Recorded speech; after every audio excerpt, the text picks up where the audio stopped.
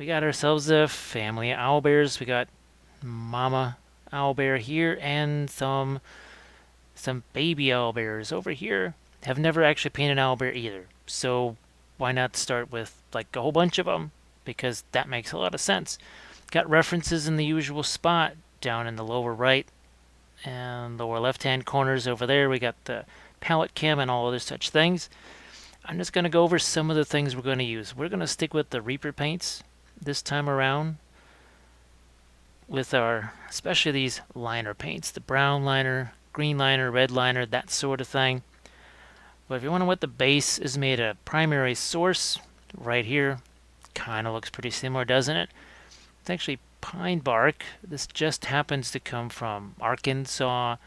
Now you can basically get this, I think, just about anywhere, well, where there's pine trees especially. And you can see, look at just the natural, it looks like a natural rock formation. It actually works at several scales. These guys are 28, yeah, 28 mil, I would say. Man, maybe 30. Now, Armored Wolf in the house. So at least the chat works, which, hey, that's always a positive thing. Now let's see if the sounds continue to work too. That would be great. Now I did actually throw, these are some parsley leaves right up in here. This is actually another little thing we got, I think it was at Michael's or whatever. It's just this kind of dried foliage here. Kind of like tree roots, basically. And speaking of trees, well, these are literally just sticks that I picked up off the ground. So, there you go. Haunted Miniatures, how are you doing? I'm glad you're able to catch this from the beginning here, because it's going to be interesting. Now, if I have time, I will get to some of the landscape stuff, as in flock and static grass tufts and other such things. But I just wanted to tackle this. Wanted to see how this could work. So let's just, I'm going to look this over here. I'm going to look at some of my references. I do enjoy the lighter color on the chest, especially that one on the left-hand side. And I like the markings on the faces, and I do like the spots. We'll see if we can do those. We'll see if we can do that. Now, of course, we're armed with a I almost said a 12-inch brush, but it's a number 12 round. Oh, Haunted Minis always struggle with the natural bases. Well, this stuff right here, I'll never forget when I was handed this by a good friend about 6 years ago, maybe, at ReaperCon. And I had no idea what the heck to do with this stuff. And it's become kind of a cornerstone of basing for me. I use it all the time. I think, yeah, here's another example of the tree bark right here. It does so many different things. And I call this method bark and branch. There's another one, literally the same bark and branch method here. You throw out some rocks, you've got some nifty basing, and it just doesn't have to be that difficult. So I'm going to set the bark aside here. What we've got here is blue liner, brown liner, red liner, green liner. Numbskull, hey, how's it going? Lions and tigers and owlbears, oh my. Yeah, there we go, baby. And now we've got, actually, this is a couple of pro acryls here. I just didn't want to take out my sepia liner, so I'm going to substitute that. We've got the burnt sienna here, clear orange, clear yellow. These are our off-whites over here. Kind of the usual. We got the maiden flesh and the maggot white. One just a little more red, one just a little more blue. And, oh, we got our sponges out. We got a whole bunch of these now, because we're going to need a bunch of these. It's going to get real messy. Yes, indeed, Numbskull. And Haunted Miniatures, it's going to get super messy. Which is why we're armed with the biggest of the big craft brushes. And we're going to begin this here. Just water. That's really all I'm using, is just water here. And we are going to actually mix a little bit of the green and red together. And the idea is to cover up as much of Yield Steinores as we can. And we're just going to let that color shift and change. I've even got some water here, literally just water. I do have a spray bottle somewhere, but I'm just going to toss a bunch of water in there because we're probably going to use darn near all of this here. And we'll just squeeze out some more. But we're going to change it. Look how we just changed this around. See how we threw a little bit of the sepia in there. Let's go back to some of our green down in here. Oh, let's go to some of our red over here. And the idea is just to throw down as many different colors. It's nature, for one thing. Second of all, we got a whole bunch of ground cover. That's actually going to provide us with a lot of color on the base too. So I paint my bases, or I paint the bark much less than I used to. I'll put it that way. I used to paint it almost as heavily or as detailed as the figures themselves. Numbskull, do I worry about distilled water or not? No, this is just, it's basic tap water. Now, of course, in Chicago, the one, I guess, nice thing about being here is that you've got a massive water filtration plant, and it's one of the, I guess in the U.S., some of the highest quality water. So it may not be quite distilled, but it's pretty devoid of chemicals, sort of. I would say, obviously, there's going to be some impurities left behind, but before that all dries, remember these makeup sponges right here? We do stuff like so. You can see all the different colors piling up in the sponges there. I also have some of these cut into smaller pieces, especially when we get to the little owls. But here, we got a smaller piece so I can get around the owls this way. I don't want to tear up those tree roots too much. There.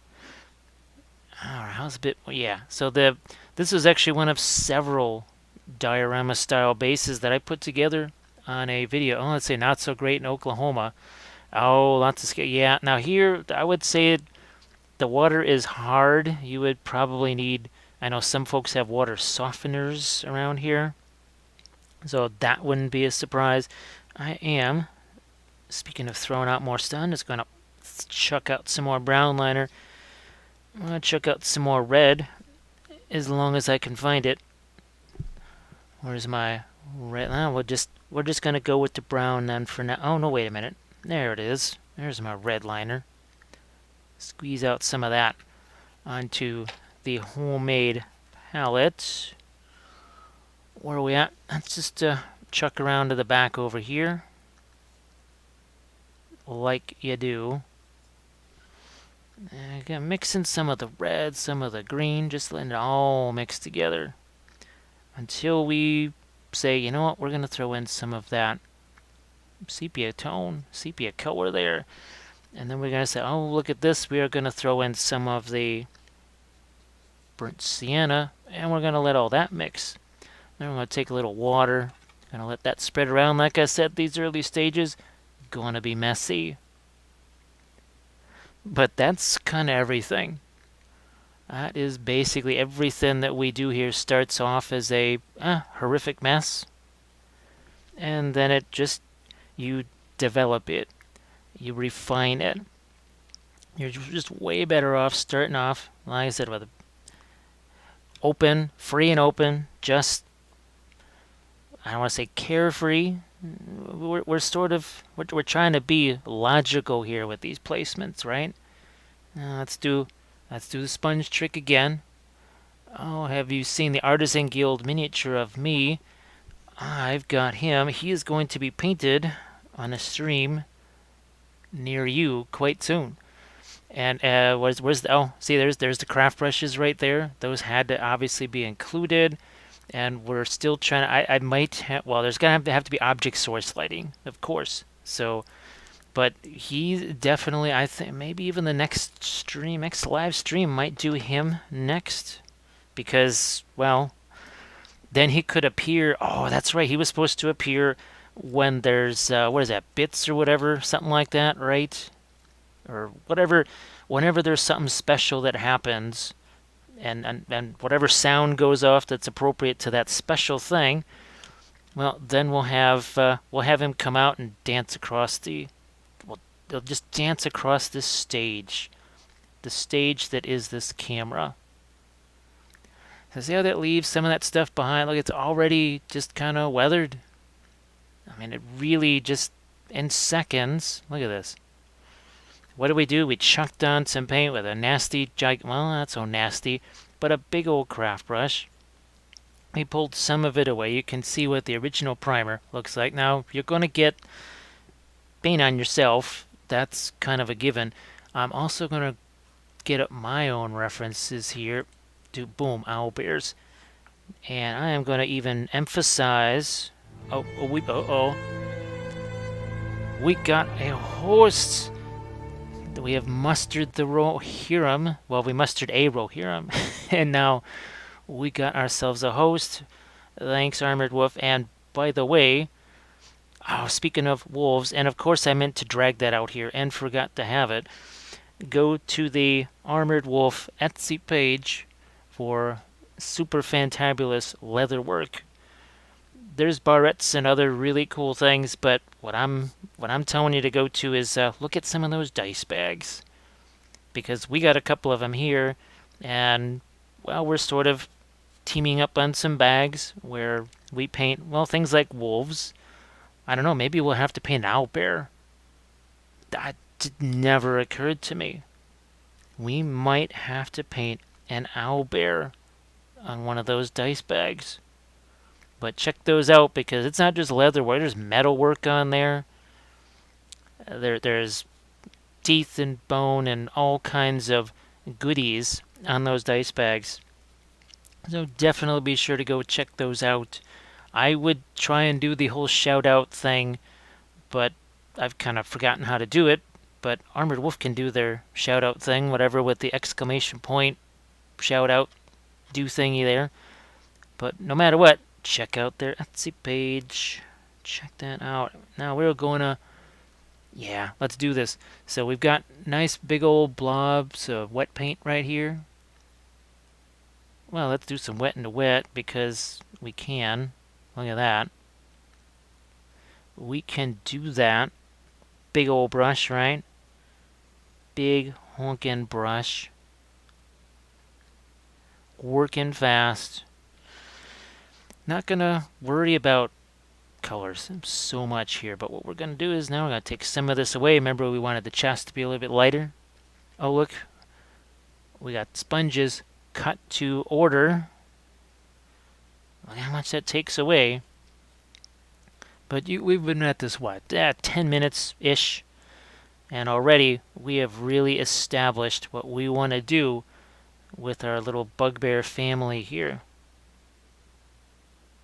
There's other types of sponges that you can use. There's also, say, the eyeliner sponges, but you've got things like this. You can see how that lets me get down even further into, say, some crevices here. I've also got, again, some of the makeup sponges cut really small so they can get in there. Now let's get some of the underside of this again. So in no time flat, we've already got, you can see what the unprimed or the unprepped, whatever you want to call them here, little guys who are now going to get some color. We're going to give them some of that sepia there. I had thought about actually turning this into a snow scene, because I've never seen snow owlbears. I may have to get this set again and do that just to compare. I might even have to do some fall owlbears. We might even do some cut leaf foliage on this. It really just depends on what time allows. I'm hoping that there is. I'm really hoping that we can do some fun stuff like that. I'm actually going to take some purple here. Clear purple, again, Reaper clear purple mixed with some of the... so we got a little different color working here. So sponge-wise, now here, this thing's not really going to pick up a whole lot of liquid until we cut it. And now it's operational again. And look at the difference there between these two guys. So this one had more of the sepia here. This one's got a little more of the sienna there. Let's go for something in between. Not even going to bother breaking out the brown liner again. I got so many different browns I can do. Oh, let's do this. let's do this. We're mixing green and purple together to make essentially a brownish gray. I was thinking, what is that? That downy stuff, right? That the young birds will have, right? Downy feathers. Also, don't want to rip these off, but as I mentioned before, the basing of this was actually done in a previous tutorial. It was done for one of the pledges on my Patreon page. You can see that right there, just Patreon, James Wappel, no big deal. Not hard to find. And that was part of my basing series, and I wanted to do, I hadn't really done a diorama like this. Oh, and by the way, just a wooden plaque. Just a wooden plaque. Look at this. We got sepias here, and siennas there. We got browns, and all this other kind of really nifty stuff. Well, let's start to explore some other colors on this, on the base and the owlbear. So I'm just gonna get a bunch of the paint out of that, and look what we got here. Look at that. We have ourselves a gigantic filbert brush, only better than a filbert brush, because this is what tends to happen to filbert brushes. They get nasty like this, paint gets clogged in the ferrules, and it just, ugh. Hey, it's Hobby Dad Gaming. How are you doing? We are just, you just missed the very messy stage of me slapping color on our owlbear family over here. So what we can do, I'm just gonna do this real quick here. So we can do a couple types of brush, with ye old giant craft brush. We can do that. We can also do this. Look at that. Okay, so fine, we can go into this big old brush that costs about 20 cents, and we have abused the snot out of this thing. It's been used at oil paints. Oh my gosh, it has really seen some serious abuse. So here we're gonna, look at this. I'm gonna take some burnt sienna with that blue liner paint. We're gonna get some darker things working here on the mama owlbear. Hello, little hobbits. Spark my ganja. Oh, thank you for the follow, Kim. Someone has entered Wappelville. Much better than the Shire, because the Shire doesn't have miniatures. And Wappelville has miniatures. Actually, well, now Wappelville has owlbears. And these are from Dark Sword Miniatures. And that's part of another pledge level that I got on the Patreon page. It's called, cleverly enough, Painting Dark Sword. I mean, it's just the stuff of naming genius right there. But anyways, what you can get when you do that little pledge level, that's $10 a month. You get to see painting, well, dark sword figures, well, like this, and stuff like this, where we actually used a metallic medium with a lot of our colors to do some, and we did water effects, and we did vellum plants and all kinds of nifty things, because March was metals month, essentially. Look at this. We're just going to dust a little bit of that. We're already starting to really set the scene here on our bear family here. It's the bear necessities. Yes, indeed, I said that. It's not just about going darker. Let's go lighter. And oh, look, we have a whole bunch of conveniently placed colors here. So we can make a little bit of a gray out of this here. That's just adding some of the maggot white to our already existing clear and liner paints. And now let's get some, maybe some gray here in some of our stone. And this is not a dry brush. As you can see, there's plenty of paint on that brush. But what we're doing, look at this. We're practically just using 2 fingers here. Very light, gentle brush stroke. We're just glancing blow here on the actual material itself. Look at that. Look at how that tree bark, where'd that go? So you can see the tree bark here. Just look how it starts to pick up those natural textures and tones. Just love this stuff.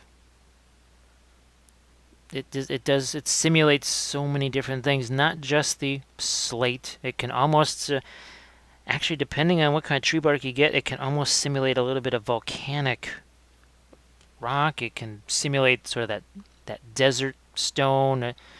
So much more than you'd think. Now here again, we're giving this a little bit of a grayish tone here, partially because we want separation with all of the warmer browns that are going to happen with all of those owlbears. And then you might ask, so okay, where's a lot of the color going to come from? Well, we have lots of natural foliage on the way, which means a whole bunch of green. We've got flowers that we can use. We've got the cut leaves that we can use.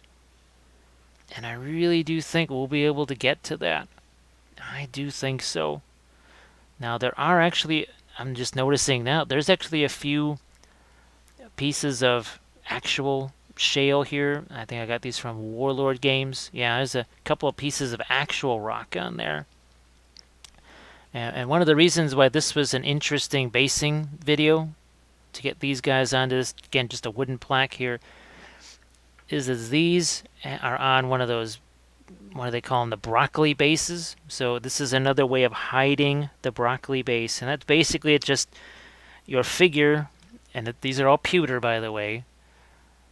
It's mounted on this big old hunk of pewter. And it makes it easier to cast, a lot easier to cast, actually.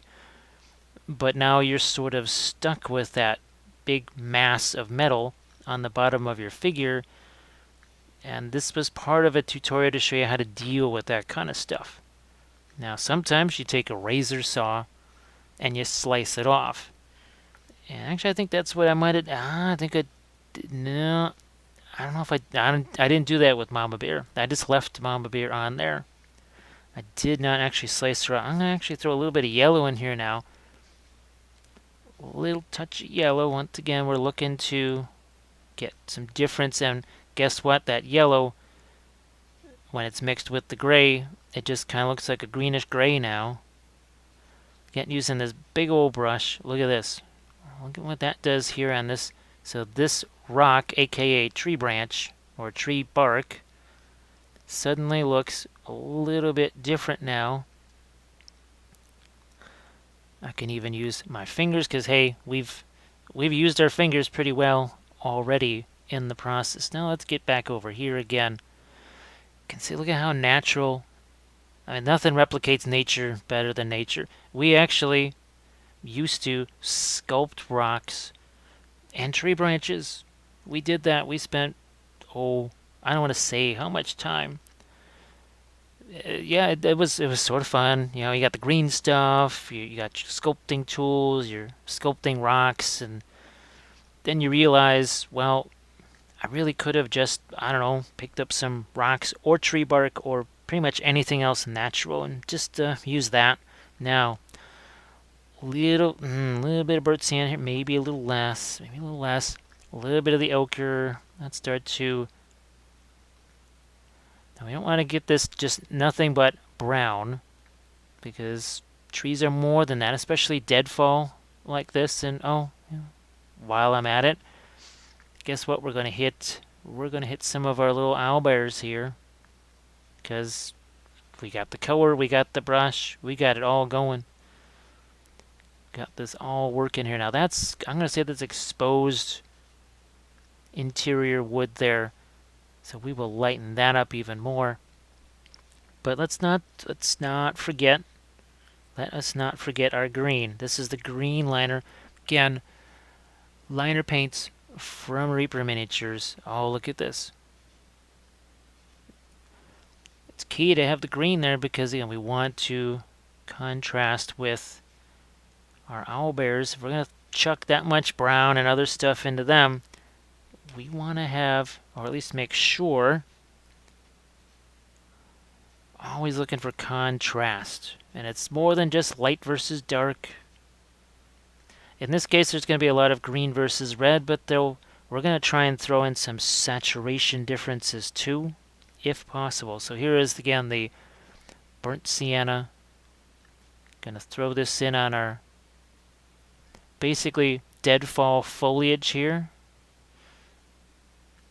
Let us get some of our Hello, little sienna as hobbits. Spark my ganja. we got ourselves a new follow from Dajo, and I hope I pronounced that correctly. I'm tempted to start actually shortening some of the, giving them like my own nicknames. So I'm just gonna throw a little bit of the sienna here onto our faux tree roots. I used to do this all the time, and then I sort of forgot about this material. It basically got put away with some of my other basing stuff.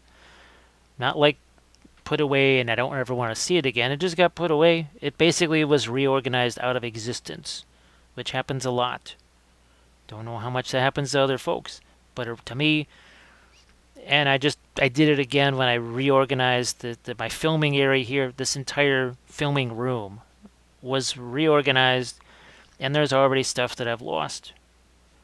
It's within 3 feet of me. It might even be within 2 feet of me. But temporarily, until I can go hunting for it. Basically, yeah, if I want to find things, I just reorganize again. I said, well, I guess it's time to reorganize again because I'm missing this, and this. Some yellow here. Now, where do we want this? And we're going to keep working with big old Mr. Brush here. Hello, little hobbits. Spark my ganja. Well, thank you for the follow, RJ. I appreciate it. You can... Now, we've been working fairly hard here on our owlbear diorama. You've missed 25 minutes of it. That's about it. But see, we're starting to get some lighter colors on our tree roots here. Some lighter colors on those. Making those show up, but we had to get the darks in there first. If you want to have light, you must have dark. And vice versa. As we add a little bit of yellow to some of our ground cover here. But we got some more really fun ground cover. This is going to be from Luke's APS. It's going to be from Woodland Scenics. I really don't just use, one type of product or one company's product. I kind of use a little bit of everything. Now, availability might affect if I use a certain company's stuff more. Effectiveness, of course, same thing. But yeah, look at now we got those little viney tree root things doing their stuff. Very fun. Now I'm gonna actually do something here. Let me grab just so.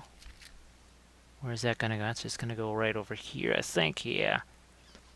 I do want to get a little bit of that base covered up there. So I'm going to take some of the brown liner here again.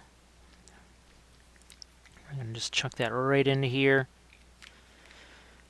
Because context is very important.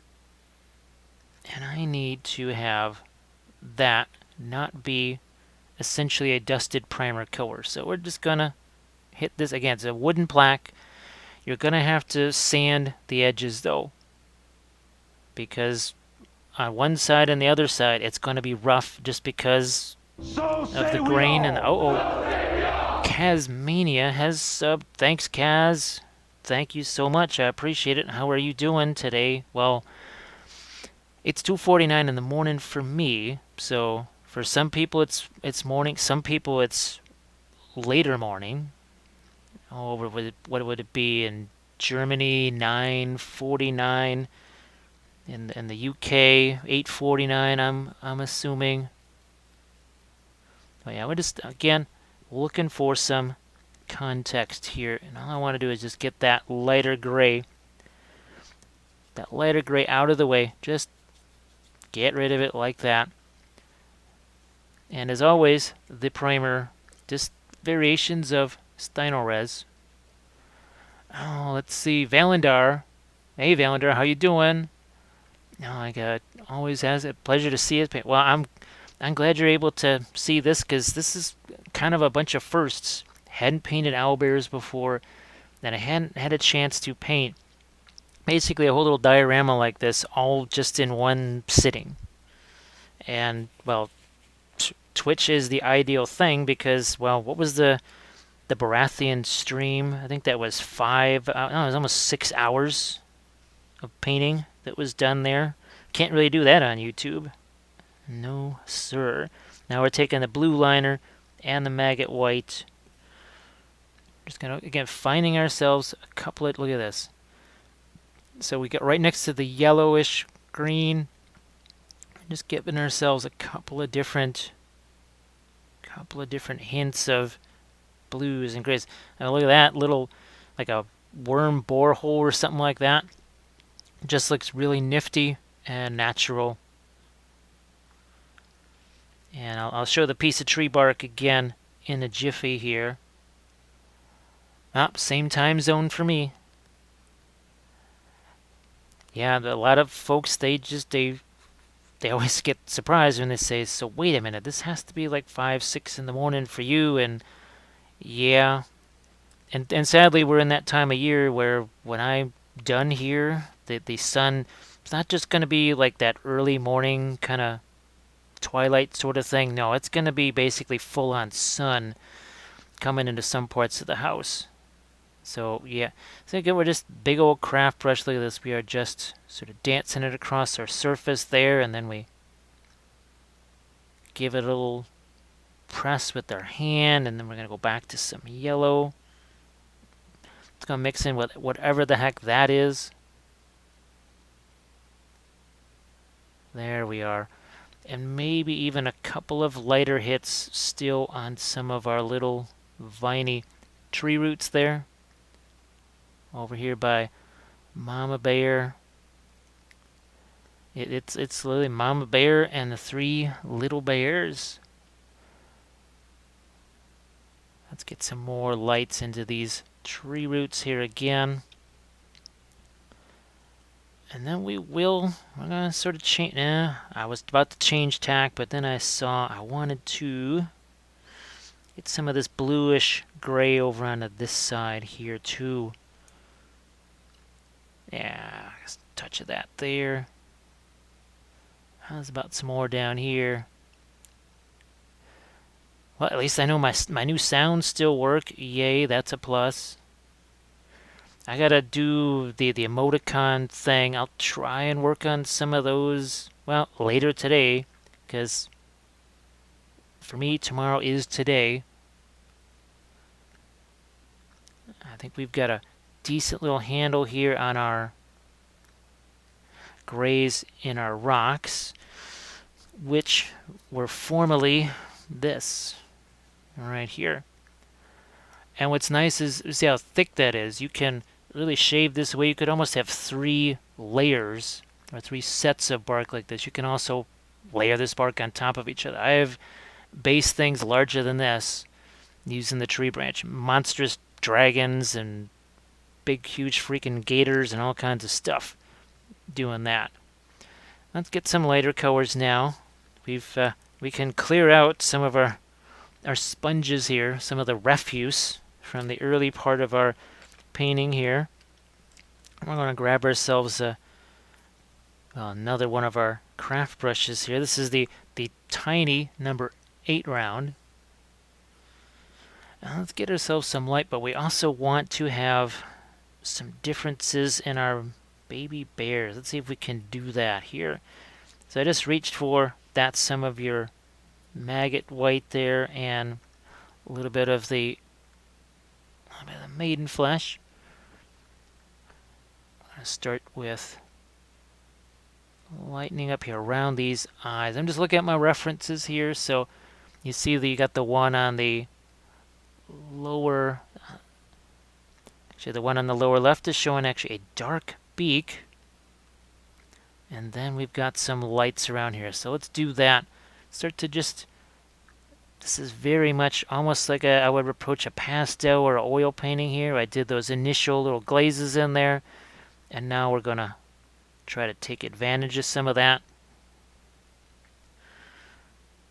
Again, if I use some of the blue there, I'm going to get a nice grayish look here. Let's do something like this. We're going to take some yellow in here and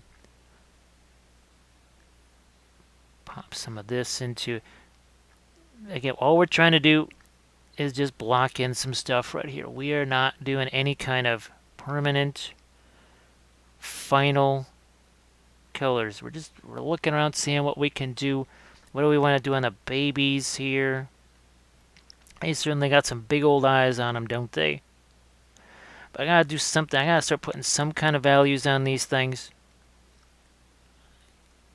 Because if I just leave them as they are, well, not gonna be able to get a sense of, can I really make these guys look different from each other? Can we do that? What do we got for the ears here? Oh, it's Oblate. How you doing? Thanks for jumping on the stream here. I was hoping that this wouldn't be too much, well, browns and grays and more browns for folks, that they would still be interested. Because normally, well, object source lighting, non-metallics, the freehand, that sort of thing, that is a kind of a typical thing that I'm working on. So this is a little bit different. Now let's get ourselves. I'm just trying to think. Well, I was gonna say downy feathers, but I'm seeing a whole lot of fur now on wee little bear right here. And again, not a dry brush. There's plenty of paint on this brush. I'm just sort of feeling as I'm gonna let that lighter color mix with that more yellowish color we threw in. What the heck? We're gonna go more reddish on this guy. We are gonna go a little more reddish on this baby bear. We'll do that, and maybe he'll just be darker. I don't know. Litters of puppies certainly vary greatly. So maybe we should also do that with our family of bears. Now let's get some lighter colors on the chest here of Mama Bear. And brushstrokes matter here as far as the direction. So this is an unusual thing where I'm actually kind of going against the grain a bit. But it's not a drive. I'm not just back and forth like this. You can see this is a very specific direction with the brushstroke. Now turn this way, because whichever way that fur is pointed, if I do a smooth brushstroke this way, because look, there's tons of paint on that brush. That ain't a dry brush. But because of this dragging of the brush, we're going to do it here. This is probably an even better location to see this at work here. Make sure you can see it. And again, we're going to follow the texture of the fur here. We're just going in the opposite direction. We're following the line of that fur. But remember all that other stuff that we did? Remember with the makeup sponges and those really ugly, nasty, just looked like we were just slapping color on completely without any sort of logic or whatever. Well, guess what? Now that all starts to show through, because we're not covering up what was done before, what we're just going to do is accentuate some of that. And here you can really now, I think, yeah, you'll be able to really see that over here. We're going to, again, so we're following the line of that fur. And that's this color. This is not a light. Okay, let's take a little bit of the boom. So that's how, if we wanted to, that's how much distance we can go. That's something like about a value 4, maybe. If you're talking 1 to 10 on value scale, we're essentially, we might have just mixed a 3. Oh, let's see, Oblate, let's see, did I use the transparent? No, this is mostly the liner paints here. So it's mostly brown liner, red liner. We're back to the Reaper paints like we used in the last tutorial. So red liner here, and then some of your clear paints, like clear yellow. this is the very similar to the pro acryls, the transparents and such. As we have a Snowiak sighting. How are you doing? And we got the Valendar, the red makeup sponges are awesome for the model patterns on the trolls. Yes, indeed. I'm trying to get some vehicles together too, so that we can paint some vehicles on this stream, and you can see other ways of using those sponges, not just for weathering. We're doing the same thing. We're just going to drag this right in the same direction that the fur is headed. Let's do that here on Mama Bear's face. Again, drag that brush along. Let's do that over here too. There's a lot of layers of texture on this face. Again, just going to drag that brush along. And all of those previous colors, they all start coming to use. Beef in the Hole says SpongeBob never disappoints. Not at all. Not at all. I mean, you can. We definitely soiled our sponges pretty well.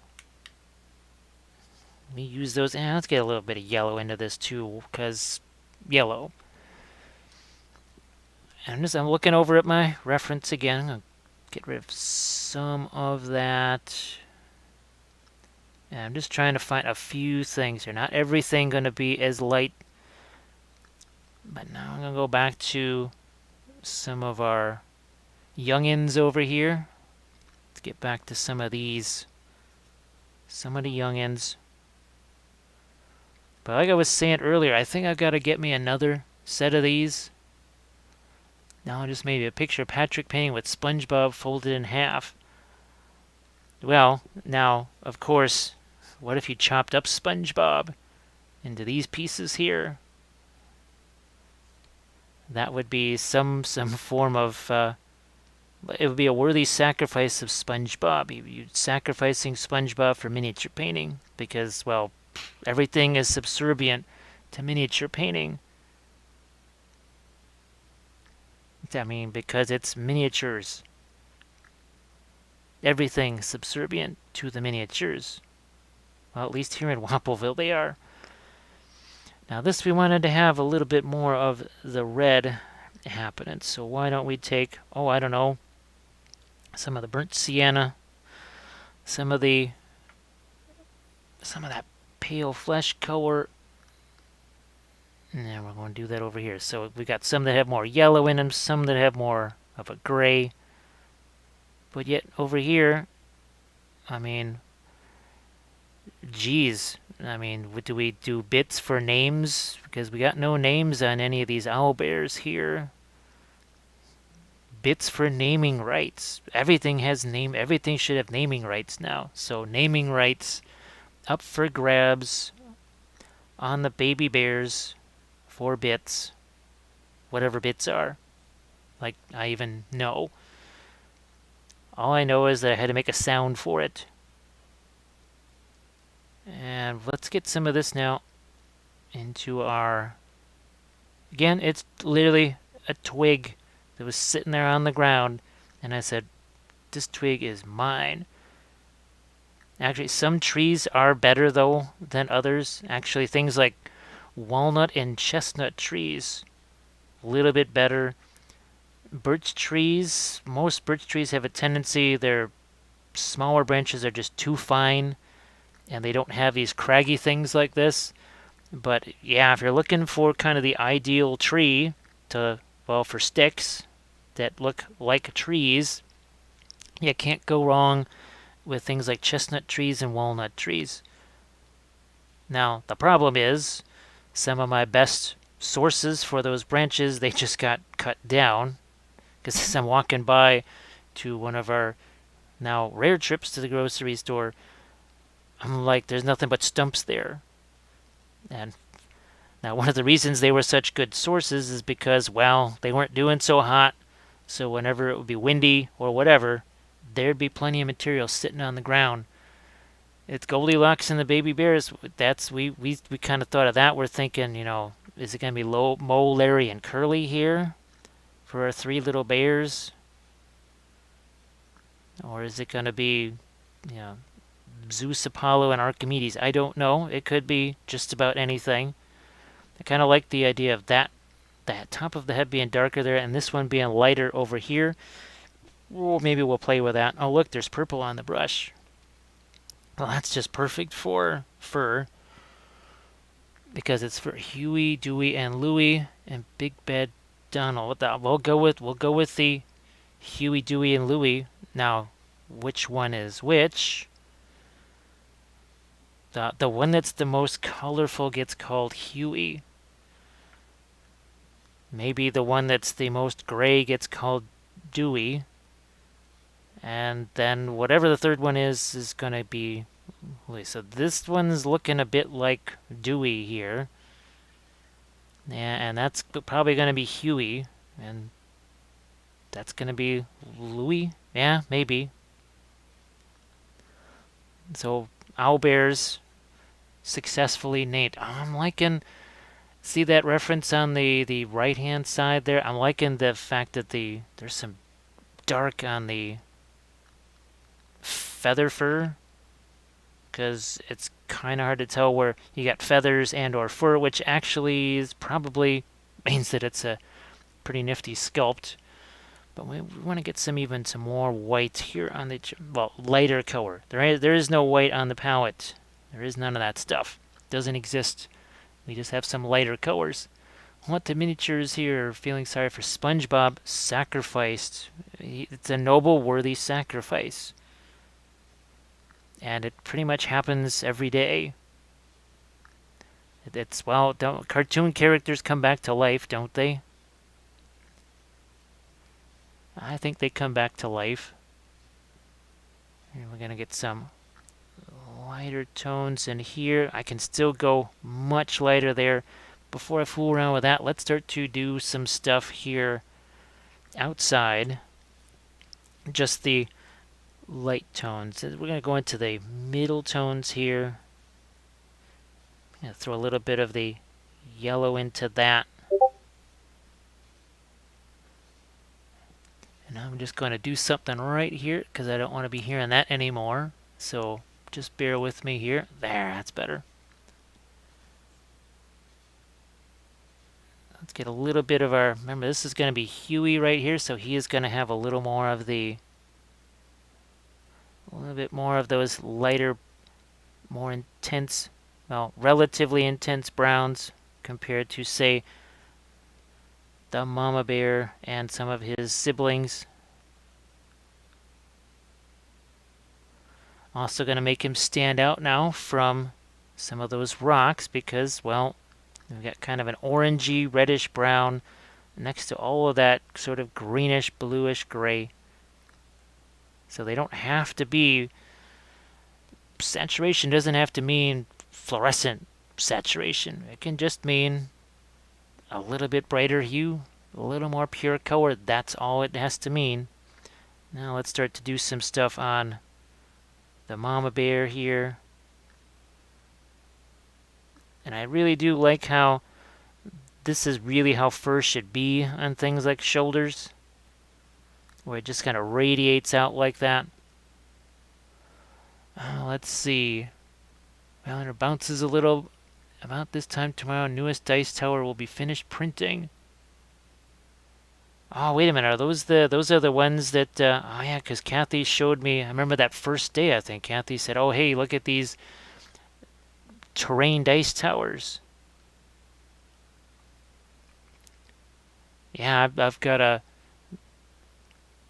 Well, one thing that's I guess going to be started to be printed for me now is these terrain tiles, or not terrain tiles. These little map tiles. They're 3D printed, and I wanted to use those for my Lord of the Rings campaign. That it depends. I would kind of like to do it maybe on Twitch, maybe do it live instead of just recorded battle reports.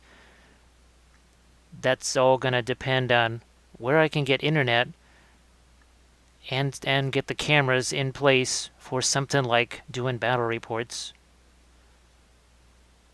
It may just be certain parts of battle reports, I don't know. but I'm kind of wanting to do something like that. It would certainly be a lot less work than me actually editing a battle report and doing all that kind of stuff. But these really fun terrain tiles. The hex tiles. Numbskill, Hexen Hills, right? Something like that. And I guess there is going to be some expansions on that do go into kind of a Hobbiton type of tile. Maybe a Shminish Virith tile. I don't know. Maybe a Schmordor tile and some Schmack Gate tiles. I don't know. Not wanting to do any copyright things. We're gonna not only work a little bit lighter, but there is getting to be a little bit more of a tone to this. But all of that, remember there was purple at one point here. I just bought in on those. Now, so that must have been, I didn't realize that was a like super, super recent Kickstarter thing. But what I like is that the plains and hills, forest, rivers, there's a variety to those. See, look at it, we're getting some of that yellow in here now. It's starting to look a little bit more like our references to the right and left. Is this a genuine vision sighting? Well, thanks for joining me here. I kind of felt bad I wasn't joining Drax and the lads in their Discord thing because I knew I wanted to do this, and I didn't want to do a sudden vamoose from the Discord thing. But we're having fun with the family o' owlbears here. And Huey, Dewey, and Louie have been there. They've been assigned their names now. They were named in the stream. And so that was that early on. That's blue liner right there. And now as we put this more of an orangey yellow color next to it, we're going to get ourselves a whole heaping bit of extra color contrast. Kind of by default, not having to struggle for it, not having to work hard for that. I just woke up and having a morning coffee. Now, I guess the question is, we need the coffee scented shampoo update. Has that arrived? Because I am desperately waiting on 99% alcohol here so that I can maybe try and set up that 3D printer. So hopefully you've got, well, I don't want to say drinkable shampoo, but hopefully you're going to get that coffee stuff at some point. There. And I think Drax was working on his Chaos Knights, the second generation plastic ones, because I had talked to him about painting the old metal plastic combo ones that were just like, here, let's make these as top heavy as possible. But we're starting to get three distinctly different little youngins over here as they start to kind of emerge from our little landscape here.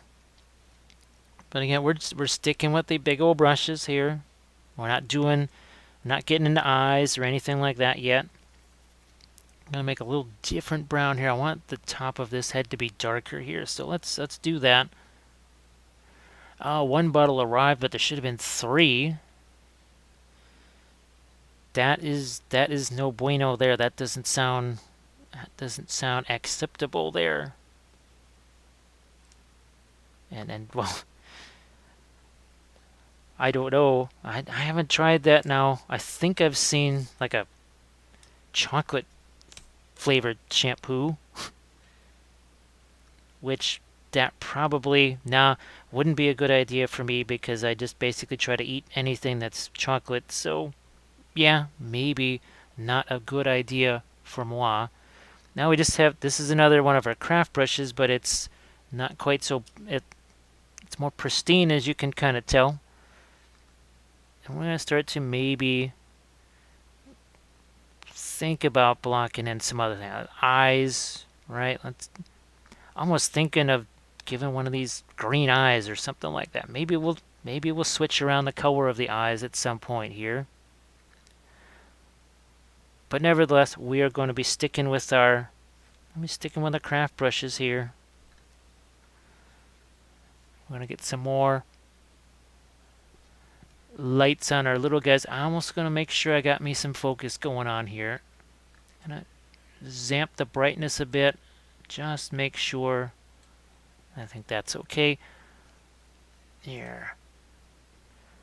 Yeah, 2 bottles, 3. Yeah, that's not. 1 bottle is not 3. That's not going to work. How light do I want this to be? Oh, I just covered up my references. That's better. Now, references can be great, but they can also, you don't want to get kind of held hostage by the references either. And that can happen, especially here, because I've got several different references. And I'm just trying to kind of negotiate between all of them here. Definitely want to get some of this lighter stuff here on Mom, like you do. Now, what are you going to be doing on your stream? Because that's going to be starting, well, not too far from now. What about acetone for the 3D printing? Well, I ordered all of a sudden, like basically every day. It was like a vigil. I would go on to Amazon, and I didn't really search for dozens of different sellers. I just kind of look at the same few, and all of a sudden there was a bottle of it back in stock, and I just got the one. I probably should have gotten some more, but at least I got the one, and that's supposed to be on its way. Of course, the delivery times have changed on it a couple of times. I haven't even had a chance to set up the printer yet, like physically set it up, because, well, there was no alcohol for the print, so I thought, well, and I also didn't even have gloves. I think now I can get gloves again. Because, yeah, gloves were gone, alcohol was gone, pretty much everything that I needed to be able to print was gone. Slowly that stuff's coming back. Now, I'm still going to be, even when I have all those things, I will be a long way off from doing any actual printing. This Haunted Miniature says Huey, Dewey, and Lewis had different colored shirts to distinguish them. Paint the baby eyes the same color. Yeah, I think I can just go with it would be the one common thing between them. The one sibling similarities, I guess. Just grabbing a little bit of that's the maggot white there. So again, not white, it's just a bluish white. I want that to sort of contrast a little bit with the yellowish stuff that's going on there. Let's see, what do I want to do with that beak? Oh, let's see if we can make it a little bit darker on the ends here. We got blue liner for that. Maybe even a little bit of green liner. Touch of the burnt sienna there. Yeah, let's go with the dark beak here. Going with the darker beak. And then it gets lighter back here. So, just gonna get some water on the brush, and we will just, while it is wet, just kind of fade those in together. So, and I can even put some of the little bit of gloss on that beak if I want it to maybe stand out a little bit more. Let's see if I can't do some. That's the clear orange, the clear yellow here. Let's see if we can't get some of that on the little baby eyes here. Oh, I was going to send you some gloves, but I never. Now, let's see. Did you send me? It wasn't a Oh, did you send me a Facebook message on that? Well, I didn't want to bug you on gloves because, well, I'm not using them for painting anymore because the camera just likes it better when I'm not using gloves. And since I figured it could be months maybe before I ever got the alcohol again, I didn't want you to have to go through the trouble of sending gloves when I might not even use those. All right, a little bit of yellow there. And make sure that we keep some of our reddishness going here. So, boom, there we go. Okay, a little more red here. But maybe not quite so light around his eyes. Maybe a little darker around his eyes. Now this one actually has a little second layer of fur feathers. Sort of. Kinda. And I'll be going in with the even finer brushes in this, obviously, but I'm still kind of hunting around here for colors, seeing what I want to do. I think it's going to be pretty hilarious when I finally get down to trying to put the foliage on here and seeing just how that's going to work. No, actually, I like this one having the darker mass. So maybe this one's going to be lighter too, ish. Sorry, that one, I gotta hold it this way just for me because I want to have the texture kind of working the right way, those directional brush strokes. And I know that even when I was doing the original basing tutorial on this, people asked, well, so why didn't you leave them separate? Well, because they were on their little broccoli bases. I just wanted to get them stuck in here. And I see, look at this. Now, if I was always painting this way with the death grip on the brush, well, not going to work so well. But oh, look at this. Big brush. Lets me... Oh, yeah, it's... well, I just noticed I was sending a package in the drugstore, and all of a sudden there was a package of gloves there. Now, they wouldn't have worked. The kind of gloves that I was using on the streams were a very specific color because the gloves weren't to protect me or even the miniatures. It was really all about making sure that there was no weird color things going on. And of course, the irony is that the camera likes it better with no glove on, which is just not what I was expecting at all. Yeah, working some of the reddish browns in there. Now I'm liking the almost kind of orangey yellows here on the mom. Let's capitalize on some of that here. Maybe you see now we've got the finer brush. We can even finer brush is basically less beat up version of the 25-cent craft brush. That qualifies as fine. Let's see. What was well, we'll just, even though there haven't been any sound effects, we will still have a reading from the Book of Wappel. You caress the brush, you don't crush the brush. You caress it. You nestle it in your little hands, or well, maybe big paws, kind of more like these, and you just be real gentle with it, and it'll be gentle to you. Now, what do I want to do with the... I know what we want to do with, well, the de facto ears over here. This is why we got our blue sitting over here. Let's make ourselves some kind of a bluish gray. Let's throw that in the ears over here. Oh, one of the miniatures gets the blue ones.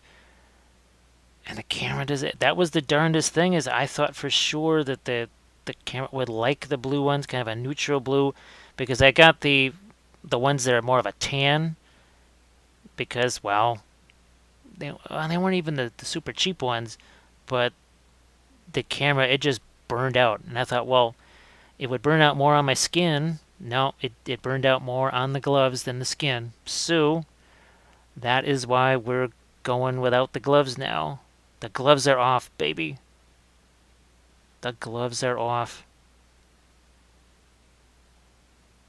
Now, according to Twitch rules, certain other clothing items can't be off. I guess they can as long as you're not showing them on camera. But then, given how it's still in the 40s here, maybe you need a little more clues on your streams around here. So is it again going to take some of that bluish gray out here now, where we had some of that yellow. And look at how this is again starting to contrast a bit here, right? We have this orangey yellow. Now we're actually getting some bluish gray almost right next to it. Almost right next to it. And now we're going to take some more again, some more of the maggot white. We are nowhere near. We're still maybe only like a value 3, something like that. Oh, Pendrake, how are you doing? Oh, sorry, you actually... So they were robots or red, blue, yellow. Well, I just remember the names. The Huey, Dewey, and I thought they were... I don't even remember what the heck they were. I don't remember. Now we're getting a little bit more of the... Again, that's the bluish white there. A little bit of that bluish white can... Yeah, you can see how that starts to stand out a little bit now. Just still maybe even at this point, still only maybe a value 2 as the lightest value here. I'm gonna have maybe the back legs be a bit on the darker side, just because. Now we wanted this guy. We wanted him to be a little more gray, and I think this was going to be Dewey because of his bluish gray. We are going to get some of these lighter tones on his downy fur, even though it's not feathers. We'll just use that. We'll use the downy word. So we wanted his head darker. For the fun of it, I might actually do this light gray over here on the top of this one's head, again, just to make them a little different from each other here. But we're still adhering to the first chapter in the Book of Wappel, which is a color goes somewhere, it must go everywhere. Yes, readings on the Book of Wappel, and oh yeah, we did a little quick preview earlier. People maybe didn't get to see this. We're going to be painting this maybe even the next stream. This is actually me, believe it or not. And right over here is where the craft brushes are. See those right there? Bandolier craft brushes. Yes, indeed. Which means we have to basically use oils, acrylics, TMM, NMM, OSL. Somehow we got to get all that stuff on one figure. I think that would be hilarious to do that. Oh, silent running. They were gardening drones on bizarre spaceships. Silent running. Why does that sound... I don't know if I even saw that, but that name sounds familiar. Maybe I did see it. Maybe I did. Didn't really get to see a whole bunch of... I haven't thought... We don't see too many movies even nowadays. Even now. Let's do some of what we did over here. Let's do that over on this side. And that means we're going to go back to our orange. A little bit back to our sienna over here. So that's clear orange. That's from Reaper and the sienna, one of the Pro Acryls. Not a transparent, just a regular. Actually, neither of the Pro Acryls are transparent, ironically enough. And for folks that are new, every so often I will show what the basing materials are. Not like they're complex. It's tree bark and twigs. Tree bark and twigs. That's what we're using. Of course, then there is the irony of painting tree bark. Well, we're painting the tree bark to look like rocks, and we're painting the twigs to look like trees. So, yes, there is some irony there. So as that starts to brighten up now, it starts to pull interest up. It's starting to lead you up here to Mama Bear over there. Oh, you mentioned it this morning. It was a sci-fi movie, 1971. I don't know if I've ever seen that. Well, I guess I'll just have to do the Googles or something like that and see what those dudes looked like. Oh, I'm looking at my yeah, I'm gonna keep going. Yes, I'm gonna actually have some more of this even out here. I think that is not a bad plan. Just looking at my references again. Wanted to see how how far down does this go? Do I want to actually go back with some darker stuff to have sort of a more of a line that distinguishes that lighter white belly-ish type color from the stuff on the back of the hive? Maybe not. Maybe not. But we are going to start to work in some more of the, and that's the clear yellow. And it's not clear like it's an ink or something. Oh, yeah. Since it's been a while since I used the Reaper paints, usually companies have a tendency when they name stuff, it's like, okay, 1 through 5, 1 is the best name or the worst name, and 5 is the best name. Most companies start with -20 and go worse from there. They name things, they try to be cutesy with them because they're trying to distinguish the product or something like that. And the most horrible names for paints, clear and liner paints, because A, they're not really clear, and the other paints are not for lines. I mean, yes, you can draw lines with them. You can draw lines with anything. But for whatever reason, they wanted to distinguish them. I don't know. But by giving them those names, nobody wanted to buy those colors. Let's see. I started pulling out 70s and 80s intellectual sci-fi. So yeah, they gave them those unfortunate names and nobody bought them, to the point where they were going to actually ditch the clears altogether, and I think even the liner paints, until ReaperCon, maybe my second ReaperCon it was. Yeah, I think it was my second ReaperCon, and I saw those things in this bin of Reaper paints, and I handed them out to the people in the class, and we were messing around with them because it was about glazing. And I said, would you like to see a class using these? Who enters my domain? Well, speak of the devil, here's Drax. Thanks, Drax. He's coming in with his rate. He's entering the domain. The domain. And what we're going to do is we'll kind of introduce people to what's happening here. We'll do a little bit of a review on our family of owlbears here that's based on tree bark and sticks for the most part. And Techno, how you doing? Yeah, sorry I couldn't join in on the Discord over there. I didn't want to basically join in Discord and then say, well, bye guys, I gotta go do this. So yeah, sorry I didn't join on the Discord with you guys tonight.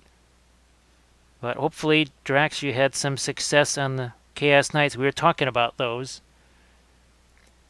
We were talking about the original old metal and plastic, then that sort of next in-between generation, and then these new ones, which I kind of want to get my hands on those, and I want to do Zinchi stuff on them, which actually wouldn't be all that much different, I suppose, than what you got going there with, well, it's almost kind of a Slaanesh Zinch. So, the basing materials we're just going to quickly review for the new folks that are in here. It's tree bark, yes, as just pine bark scattered all around here. You can see we've got some dried plants here to use sort of as tree roots. And yes, these are just sticks picked up off the ground. The figures here, family owlbears, they are from Dark Sword Miniatures. And again, I want to do a little bit of a diorama here. And we have decided that, let's see, this is Huey, Dewey, and Louie. We named this one actually Huey because he has the most saturation in his fur colors. So they are named appropriately for what they are. Yeah, let's get a bit more Speaking of hues, let's get some lighter hues in here. Even in Mama Bear, let's do a little bit more with that burnt sienna. And our original brush that we were using, now you can, for at least, well, for a couple of weeks, go back and watch the beginning of this. I sort of suggest that you might want to do that because you're using this big old craft brush right here. Oh, it's Mike the Potato.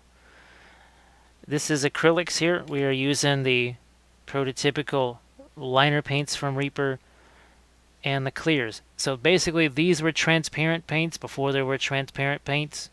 And that's why I like to Hello, use... little hobbits. Spark my ganja. Thank you for the follow. Thanks, Mike, for the follow. It's appreciated. So think of this as we're painting kind of with pro acryls before there was those pro acryls. I know that that's kind of a maybe not the greatest way to describe them, but definitely the reason why I started using the transparents, the pro acryl transparent, is because of this. Is because they kind of went in line with things like the clear and liner paint. So right now I'm mixing actually basically just the off-white that's bluish with the blue liner. And it's making, let's see, oh, thanks. Oh, that's I gotta do some emoticons and all that kind of stuff yet. Maybe I'll try and make those, well, later today. Yeah, we'll give him some of the same right here on the side of his head here, his little ears, his wee little ears. Again, the tree bark, I have not gotten too involved in the painting of it because we are going to throw a lot of basing products onto here. Lots of ground cover. So I'm going to grab some of the different types of some of our plants here, some of our foliage. We're also going to be using, here I'll show you some of these. This is really fun. This is from Luke's APS, so we're going to be using some of that. You can see it's got some dirt in there. It's got some greenery. And then we've got some of our yellow right here. Look at that. That is very fun. And we might even do some cut leaves if possible. It's basically a if time allows. That's what we're hoping for. That's why I kind of did the somewhat earlier start here, because we are only an hour and 18 minutes into this. That is all. Here, let's get some more white into his fur. His little face mask there to be maybe darker, so we'll stay with that. I'll stay with that, and we will eventually get to the finer brushes too on Dewey over here. Again, Huey, Dewey, and Louie. We already had these named. And then, of course, Mom in the background, keeping the watchful eye on the kitties. Yeah, we're actually going to take a little bit of that purple there, because purple. Get some of that onto here, onto our wee little owl bear. So we darken up that beak. What kind of beaks do we want to have on the little guy? Let's see if we can do the dark beaks on them too. So that's going to be some of the blue liner again from Reaper there. And we'll hit him with some darker beaks. I think that might also, yeah. And then I will grab the smaller brush. You know, not all of them. Let's even make their beaks a little bit different. Yeah, let's do that too. So we're gonna grab ourselves one of our smaller brushes here, and we're gonna maybe do some glazes here on the eyes, because we don't want them to just be dots of yellow. We're gonna try and get a little bit of almost a darker color on the tops of them. Now it will be interesting trying to do all this, get each one in focus as you do, because they're on different levels, they're on different parts of the backdrop here, so some of them may not be quite as focused as others, so I apologize for that in advance. And I'm going to keep getting this a little bit darker. We're going to take some of the sienna, maybe even a touch of the purple here, and a little touch of the purple. Let's darken this down. And what's going to make a big difference too is when we start to add the foliage, because that's going to add greens, it's going to add yellows, it's going to add all kinds of different colors. Because we got lots of browns going on here. But just imagine that at a certain point, you're just going to have all of those greens. It's like a chess match. You're thinking moves in advance. Thinking several moves in advance. Now, this one. I think we're starting to get some more of the gradations on the eyes here. Lighter to darker now. I'm just going to get my water out of the way here because I need me a new spot. And it's just water. There's no mediums. There's no flow improver, none of that kind of stuff. It's literally just old-fashioned water and nothing else. But now I know I need to get some lights here too on this deeper interior here of Mama Bear's face. Let's put some of that over on this side too. And yet hopefully this stays in focus enough that you can get the general gist of what's going on here.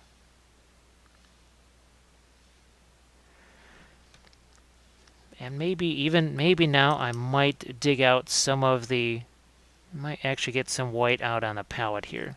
I've just been staying away from that here. It's literally it's white.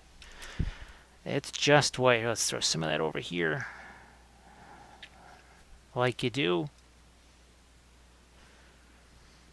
Get our brush back and let's do some lighter things now that we've got our finer brush. We'll try and keep our whole little family in focus here for you. And I'm just going to look at I'm seeing references that show the eyes actually around the area around the eyes being very dark. Some it's very light. So sometimes, like I was saying earlier, references can be very helpful, and sometimes they can kind of confuse you a little bit.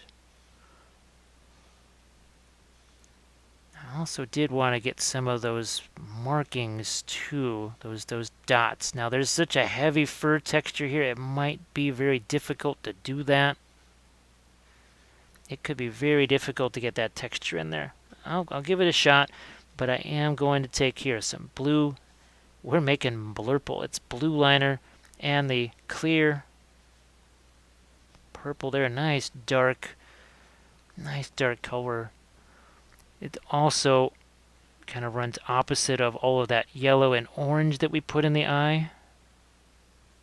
Let's get her a little bit of some eyebrows there. Let's see what we can do as far as giving them some eyes. And so the very watchful Mama Owlbear here, we gotta make sure that they're not cross-eyed also. There we go. So see what that does? Just real quick, it doesn't have to be, it's time to bust out the 2E Monster Manual. Yeah, the old Yield Owlbears. Actually, I think Kathy's group, I could swear, her online D&D group, they ran into owlbears. Like in the last thing she did with them. I swear they ran into owlbears. I could be wrong. So we're looking to make sure we've got things as straight as they can be, so the eyes are looking in the same direction. Let's get ourselves a little light here on the underside of this eye. There we go. We're going to do the same on the other eye over here. Where are we at? Get rid of some of the extra.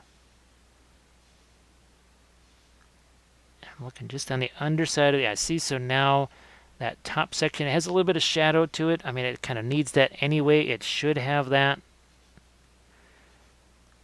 And then I can even take some of that, start to think about these lighter highlights, because we did our structure, right? Let's see, I always pictured owl bears as an evolutionary offset of griffin. Oh, yeah, I could see that. I could see that. There's a philosoph or a. We've got. Enters my domain. Man, Burnsy. We got Burnsy entering the domain. Entering the domain just as we painted ourselves some eyes on Mama Owlbear. Well, welcome, Raiders. I'm just going to let them, well, hopefully don't all flee in terror from the Hello, owlbears. little hobbits. Spark my ganja. Hey, Demon Alan. Thanks for the follow. Yes, welcome to Wappelville, where we're working on some little diorama here of Dark Sword Miniatures Owlbears. We got Mama Bear, and we got 3 little bears who were named during the stream as Huey, Dewey, and Louie. Oh, we're going to use some of this on Louie over here, just cause. And now let's get some of this lighter. Let's start maybe thinking about doing the eyes on these little dudes. And as the, let's see. Oh, thanks, Demon. I appreciate it. This is very fun. I'm hoping to have time to get to some of the plant effects and all of the kind of my basing materials here, because we're thinking ahead, right? We got all of these yellows and browns and tans and everything else, but there's going to actually be a lot of greens added in this. So at a certain point, I'm going to break those out, and we're going to have a whole bunch of fun getting some flock and greenery on this. And Pendrake, let's say, a wizard wanted to make a cute tiny owl and a little bear into a super cute pet for his great. Wow, now that you're gonna actually have to PM me that text right there, because we might have to make a little story about these guys here, and maybe even I've got wizard figures. We might actually have to paint like the wizard guy that literally made these things here, or something like that. That went horribly, wizard experiment that went horribly wrong. Or did it go exactly right? Will we ever know? So for the new folks here that are coming in, just want to show you the basing material on this, which is tree bark, just like that.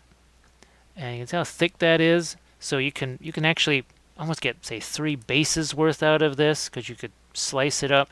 It's got a really nice rock texture. Boom. And we added some dried foliage here to get these tree roots.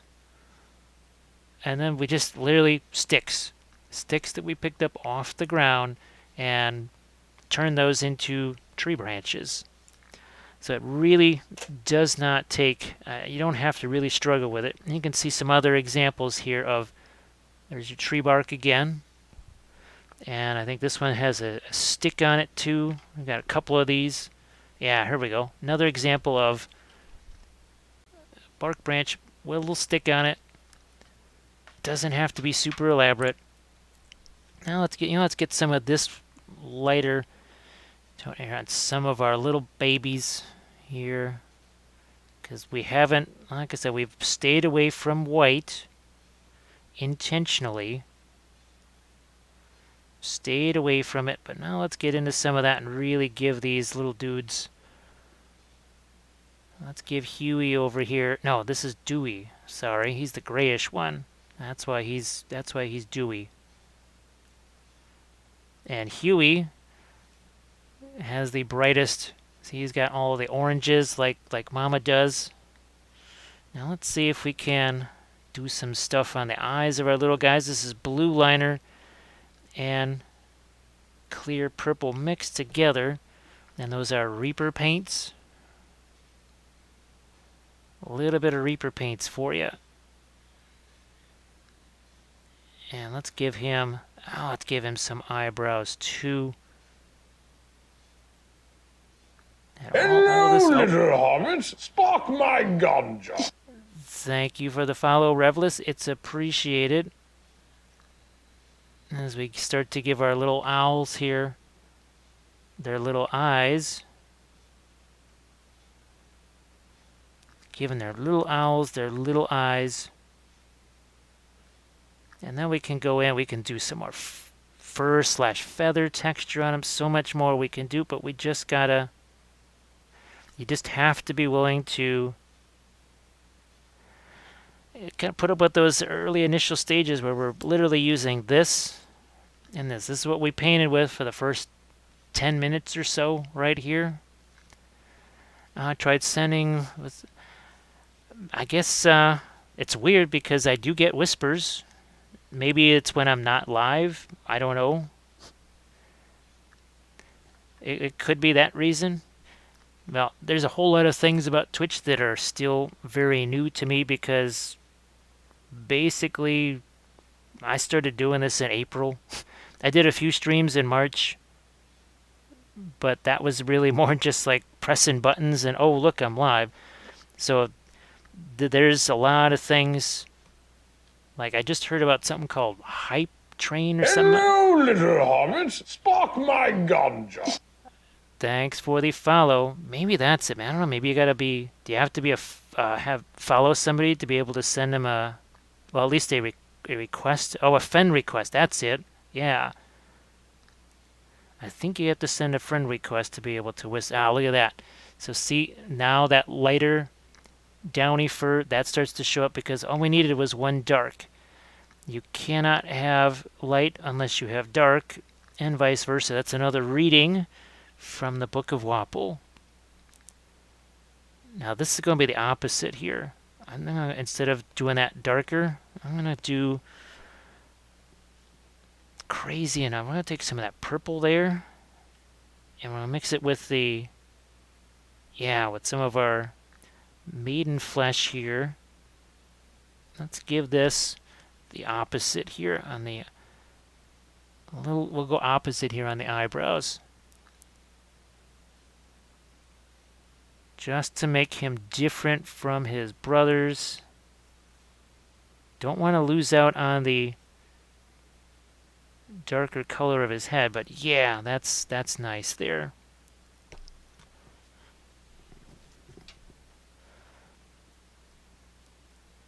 And yes, a little bit more. I think we'll give him some lights. I don't want to give him like a furrowed brow, or maybe he's just kind of... It's like, who's that? Who's over there? How's about on this side of his head too? Now we need to do something here to separate his beak. I also want to do something like this. We're getting some of our sort of a mid-tone here. We are going to make this a little less dark. A little less of a stark transition here. I think that works. How's about some more of a purple in other places, like maybe on Mama Bear here? Because again, a color goes somewhere, it must go everywhere. I don't quite know what I want to do with her talons yet, or claws. I mean, they could be either way. It's an owl bear after all. And where does the owl end and the bear begin? Actually, have basically a purple color right here. I'm looking to... there we go. A little bit of this fur on the chest of Huey here. Now let's get some of that on his chest here, because we want to have this, again, be more interesting than just various... Okay, we'll just take this brown and this brown and this brown. No, we've used blue, we've used green, we're using purple. We are using purple on Dewey over here. Oh, Revless, how in the world? Well, I said the same thing. Was Mike Disney? I'm watching him earlier this morning, and I look up at, was it the upper right hand corner, right where the follow button is, and I'm looking at that going, wait a minute, that shouldn't look like that. And I just hovered over it, and sure enough, I wasn't following him. And Mike says, wait a minute, how the heck are you not following me? Because I've basically been in all of his last like 5 or 6 streams. I guess I just didn't think of it, or maybe I just never really looked. Now here, look at this. This is that purple again. I'm getting it right here. Here, let's do some of that on his back now. But we're gonna make it even more, literally more purple. Yes, the Dewey, the purple owlbear. Now, of course, very few people are even going to be seeing what's back over here, but if they ever do look back there, they'll be treated to a entirely different fur color. There we go. So now we're starting to get some distinction between our little guys here. Starting to get a little difference now. And I can still, I'm going to take some of my yellow over here. We will combine it with some of our white there. And let's get Huey's chest back to a lighter color again. There we go. Now the other thing too, let's say I wanted to do that crazy little highlight thing that you see sometimes on the top of that. I could paint that in. But then you could also just take some, what is that, what's the glossy GW stuff? Oh, I always keep forgetting whatever the heck it is. I think I got some of it sitting over here. Art coat, yeah. You could just chuck some of this on their eyes, and that would give them a little, that sort of sparkly thing. And it'd actually be a more natural light, because it would follow whatever the lights are in the room, instead of when you paint that on, it looks neat. But then when the lights are coming from a different direction, it starts to look a little weird. It can start to look a little weird. Yeah, the art code stuff. Let's see. Twitch does like to unfollow people for you so you can enjoy the moment of... I would not be surprised. That would... nothing surprises me, especially after the craziness with YouTube, which is the reason why I'm here, because basically... can't do a live session there without that worry of it just being shut down arbitrarily for no reason whatsoever. Like owlbears could be scary, and YouTube says, nope, no owlbears. Can't do that. Can't be any owlbears. Again, this is that blue liner here. It's trying to really reinforce, especially the top edge on the ear. So it's not just darker. It's not just dark. It also has that bluish color in there, which is going to separate it from all of these browns and everything else. Let's get back to this side. We haven't messed with this in a while here. Kind of liking the darker fur along the haunches here, or the hackles, I guess. I mean, it's a bear, it's a bird. So I'm not quite sure necessarily which is which. And I'll go back over this way. And what else do I want to do? I'm looking at the... I'm going to actually try some of the... Here's some of the burnt sienna here. Go a little purple with that. I'm going to move this forward here on the mama bear. Hello, little hobbits. Spark my ganja. As Agent Meeple does a follow, gets the Gandalf greeting. Well, welcome in. Thank you very much for the follow. Yep, I will do some more of that here. Oh yeah, definitely gonna do some more of that here. So it's basically carrying your eye all the way up here. This was originally when we were first working with the big old nasty brush. and the big old nasty sponges, as you can see. This area here was actually mostly purple at that stage. Yes, it was. We had something about purple owlbears tonight. Not sure why, but we got purple owlbears. I'm even gonna, yeah, let's throw some more of this burnt sienna out here too.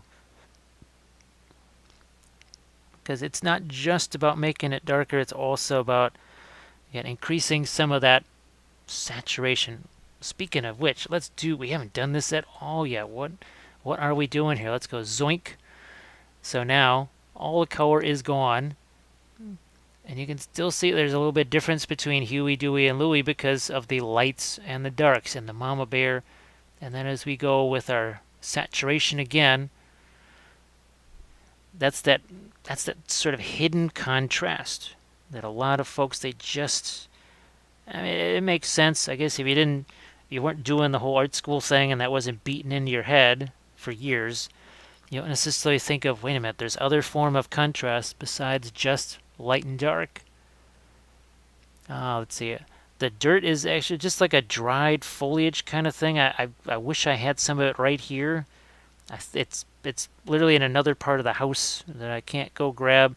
It's a material that I used to use all the time when I was doing the Wild West Exodus stuff, and then I sort of forgot about it. But it just makes these fantastic tree roots. Applying them can be a little interesting because you just basically have to use really thin super glue and just run the risk of sticking your fingers to the base.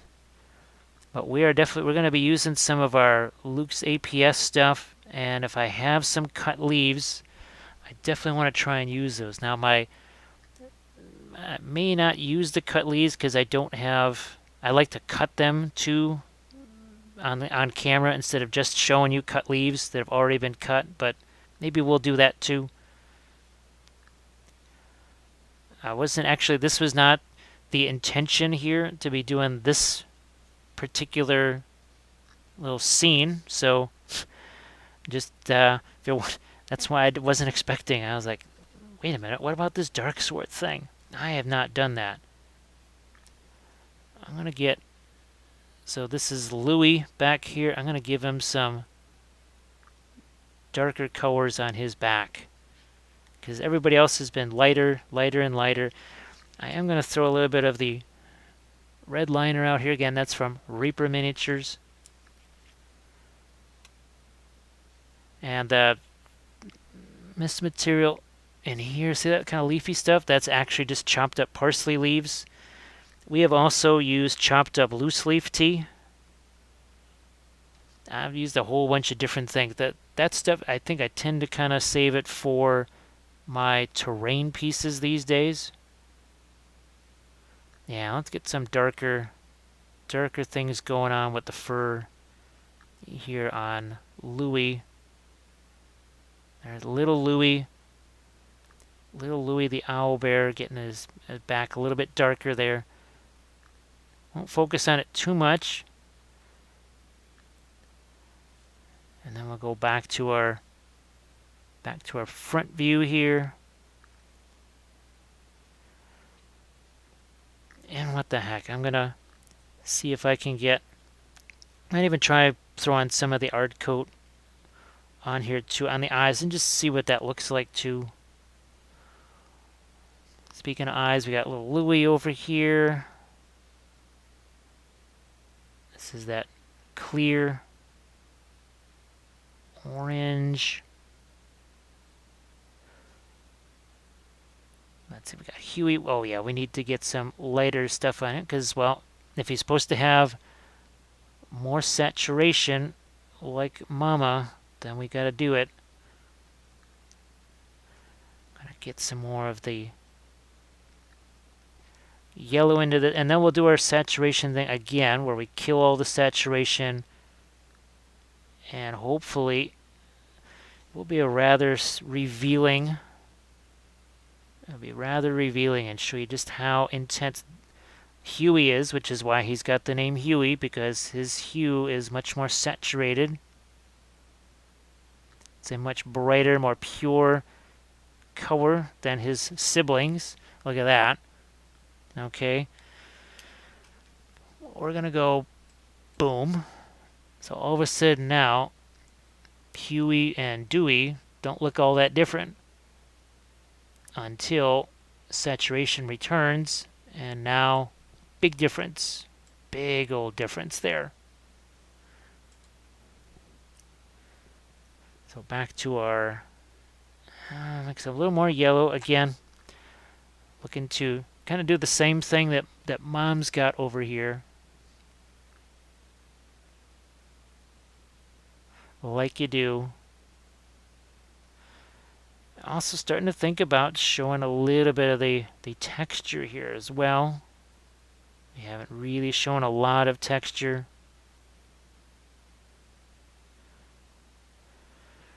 I'm really just, for whatever reason, enjoying the purple back here on Louis. No, this is Dewey, sorry. They didn't start out with names, so you know what? I'm thinking I might just do the art code on their beaks too, maybe.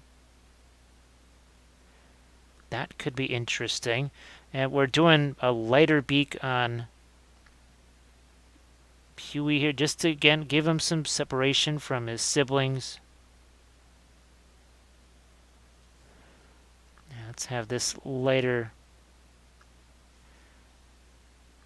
Well, you know, I'm kind of wanting this to be lighter here. Thought darker would be better, but I'm actually going to go instead with lighter. Now on Mom here, I think I need almost a little bit wolf-like here. Let's see if this works. We're going to give her a little bit of, yeah. It just needs I needed something there. It can't just be that mass of dark. I think maybe that was the way to go. If I don't like it, I can just paint right back over it again. Not that big of a deal. But I think it gives a little more emphasis to the face there. Now I'm going to just, let's just get a little clear red out here. Just going to throw it somewhere there. Again, that's the Reaper Clear Red. I think that was one of the very first clear colors I ever got. I'm going to get me something to drink here real quick.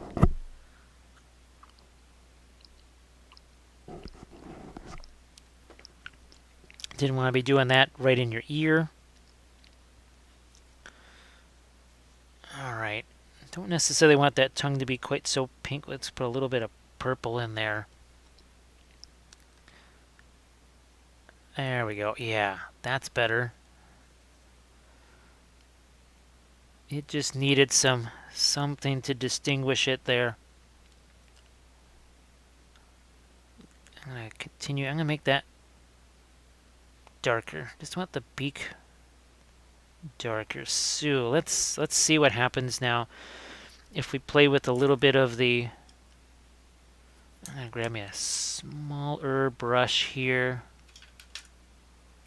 Let's play with some of the art code here, and we'll just see what all happens. I'm just going to throw some out here. It doesn't take much. Not going to take very much at all.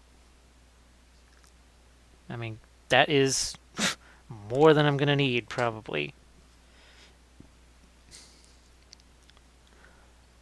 Let's do this thing. Let's do this on their eyes here. Sometimes it might take 2 doses of it, but yeah, already. Can you see? Maybe go in tighter here. Hello, little hobbits. Spark my ganja. Zetorian Wart, thank you for the follow. So can you see? See that? Look at what happens. See how the light follows? That highlight follows the light because, well, we made it shiny. It's another texture. It's kind of a valid thing. Why not do it? Let's get Mama's other eye. I'm going to do some focusing for you here. Hello, little hobbits. Spark my ganja. Oh, thank you for the follow, Swifty. I appreciate it. I appreciate that. welcome into Wappelville and the owlbear family here. We're just going to do a little art coat on their eyes. It's just showing an example of the impact that can have. And I'm going to go back to my other. I am waiting on some new brushes from Dick Blick because these have really just been taking a beating here. So I'm trying to extend them out until such time as Dick Blick gets me my new ones. Yeah. And now let's see if I do it on the beaks here too. I'm also going to get, yeah. So see, I'm also getting, see how that highlight just follows that? It just sort of follows it. It's, as much as I like to paint those kind of highlights in, there is something fun about it just naturally having that sort of reflection. Yeah, nothing does nature better than nature, and we're going to do that here on this beak too. Just because I'm going to make sure that the other eye has just as much. And like I said, sometimes you have to go in and give it a second application. But now, as I look at their eyes definitely have more of that kind of reflection in them than they did before. So I'm going to back this out here so you can see more of the whole thing again.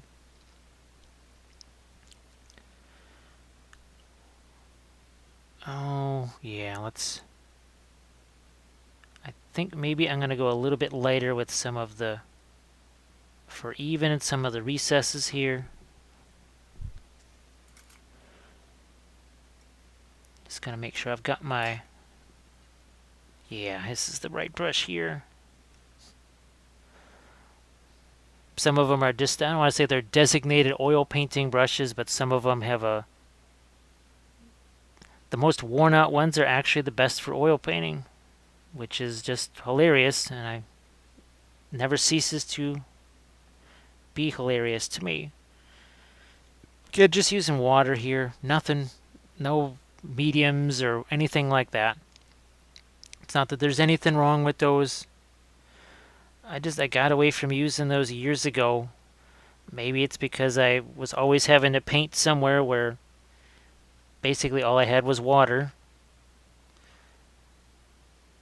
Yeah, see, look at that, mixing a little bit of that bluish gray in there. Look at how that separate all of these warm. Look at that, we got all this orange warm here, and then right around the corner is a bluish gray. It gives us more impact in her face, more than all of the light and dark in the world could possibly do. And also by blue, we're not talking about like blue, we're talking about a grayish blue. And so I just added a little bit more of that to the face. And even this is going to be changed from that. Basically, it was a white that had no color in it whatsoever. Now it's a little bit more of the blue. It has some color in it. And then hopefully now maybe a bit of texture too. Yeah, it was basically a couple of brush strokes of the white there. I didn't want that. I wanted to have something more going on. That was about some more texture on the underside of the face. And then, oh, what about the claws? Claws, talons, whatever they are. Still haven't decided if I wanted to do the art coat on those two.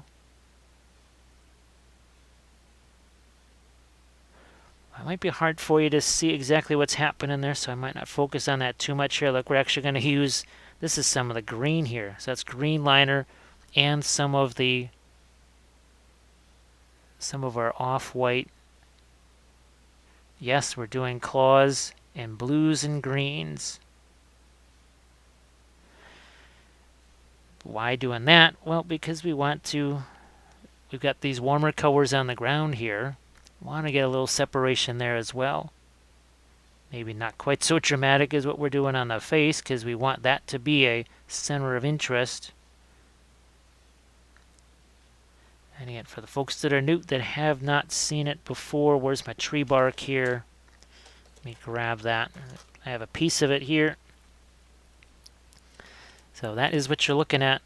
It's just tree bark. Look at all that nice, nifty texture that's there. And you can see once it's been painted, it just so much you can do with a very simple material. Let's get some of this greenish gray here on Dewey. So we got Huey, Louie, and Dewey, our 3 little owlbears, 3 baby owlbears. And just early on, we kind of decided that they should maybe be different colors and not be the same, because not all litter mates are exactly alike. And we gave them a little bit of difference here. Still think it will be fun at some point to get these same figures again and then do this scene as a winter scene. I think that could be really fun. Yeah, I'm going to get a little more. Yeah, see, we're going with a little bit of highlight there on our talons. Now maybe Hello, little hobbits. Spark my ganja. Looks like Bepsy Pips. Thanks for the follow. It's appreciated. And we're just working again. Some of our... Look at this. Look at that. That's basically a green right there. And we are painting that in the fur. Virtually right on top of burnt sienna, an orange color. So I've got some, well, you can check out the YouTube channel. I've got a whole bunch of videos on there, and a few of those involve basically painting white and painting black. I'm going to be doing some more of the painting white, as I've got Saruman and I've got Gandalf. Speaking of Gandalf, I guess that's what put it in my mind. I'm going to be doing some combination of Patreon videos and live sessions on those guys showing how to paint white. Because white is so much more than just white. Here, look, we're changing this around. We've got a yellow white. So we went bluish white. Now we're going to get into some yellow white. Oh, Zatorian War. I think this is one of the most calming and chill streams. Yes, well, geez, I guess at this time of morning, do you really need fireworks and circuses going off? I have no music, obviously, because, oh my gosh. Just the thought of trying to talk over that for hours at a time, it just makes my voice want to curl up and go away to a safer place where there is no music.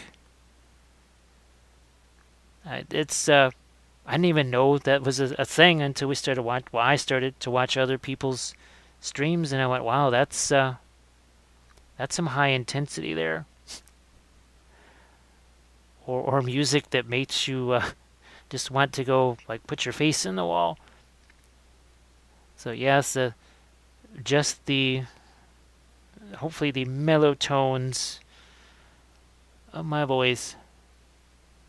Oh, and I like to also do these things as full of a lesson as I can. And that's just hard to do with lots of other things going on at the same time.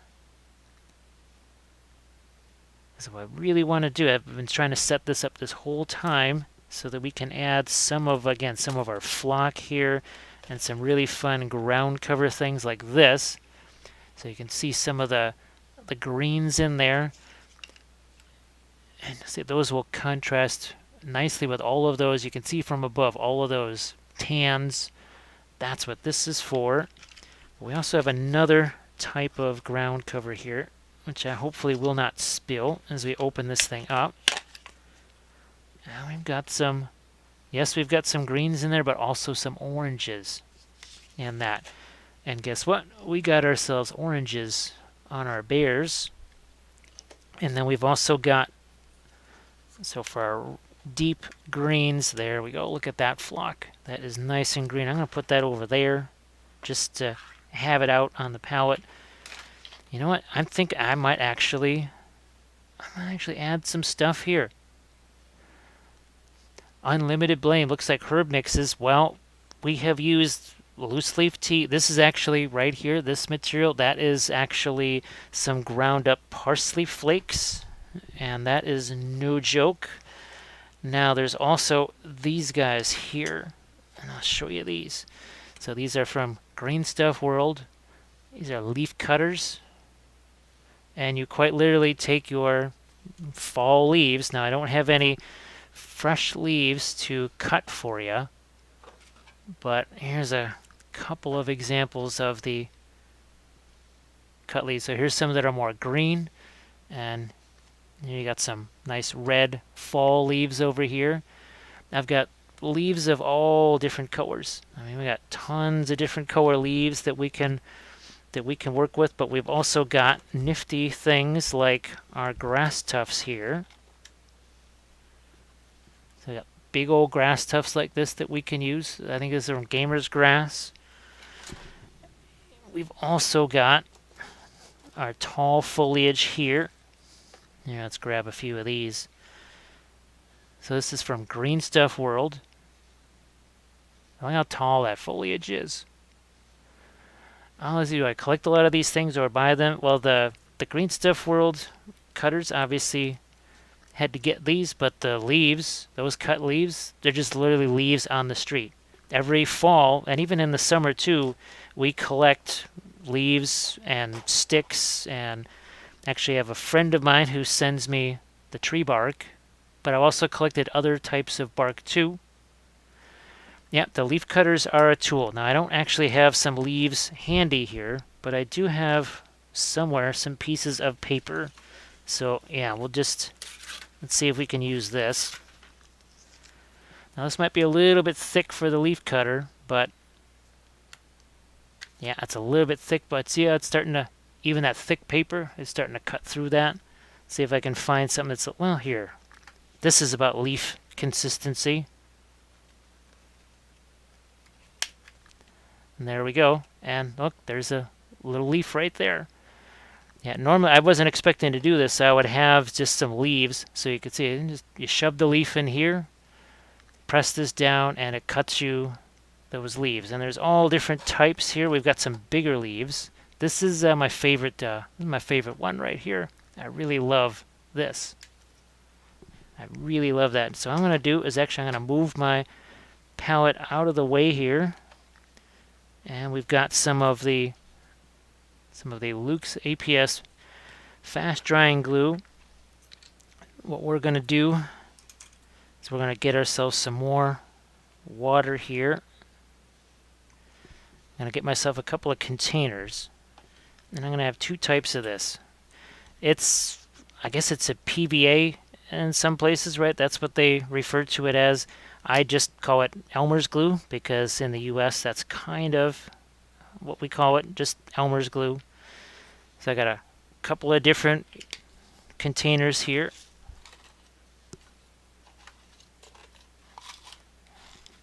And we're going to put this stuff out. And we're going to put some of this stuff out. I'm trying to make sure these are on camera for you to see. Oh, thank you for this. Thank you for the host, Dungeon Master. Appreciate it. Now, I have to decide on some of my plants here. What do I want to use? I got some taller plants here. Got some of these big old boys. I'm going to grab some of these big old boys here. Again, these are from Gamer's Grass. And let's grab some. Boom, there we go. Gonna grab me some super glue. Like you do. Oh look, maybe even some of these. Some tweezers. And there's some different sizes here. There's some really giant ones. Let's grab this one here. Let's see where we want this to go. Oh, I've seen some people dyeing coffee filters like tie-dye leaf colors and using the punches on them. That's definitely something you could use. Here, what do we think about that? No, it doesn't make sense on that big old rock. Maybe, there we go. Yep. Found the spot. And then we're just gonna throw a wee spot of glue in there.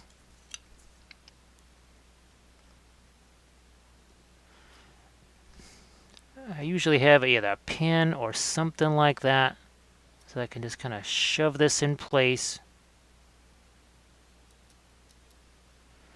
So there we go. Got a little bit of greenery now next to our owlbears. Do I want some under here? I want some of that over here. So let's find ourselves a chunk that might just work in there. Let's see if it's going to actually fit. I'm going to grab me one of these push pins. Anyone that uses Reaper paints knows what these push pins are for. They're all too familiar with the dreaded push pin. Look at that. That was a big old kind of a nasty gap right there. Had nothing going on. All of a sudden, greenery. Bang. I might throw... this is another spot. It's another spot we're going to maybe throw one of those. Or, one second here. Where did you guys go? There is also this stuff too. It's from Woodland Scenics. It's fine leaf foliage. Let me see if I can open this up for you here. So check that out. Look at this. Oh, let's use this stuff. Let's use some of this. I'm going to grab me maybe a couple of pieces of it here. There. Because I want you to see this stuff. I love this. I really love... Look at this. I mean, it's quite literally a miniature tree. I'm going to save that one. Now, these are basically intended to use as, like, trees. Look at that. I mean, you just stick that in your model train, diorama thing, whatever. Could be for that. However, look at this. I'm just going to literally rip off some pieces here. Yeah, look at these fun things. Because I spy with my little eye a gap right over here that I think could benefit greatly from a chunk of this stuff here.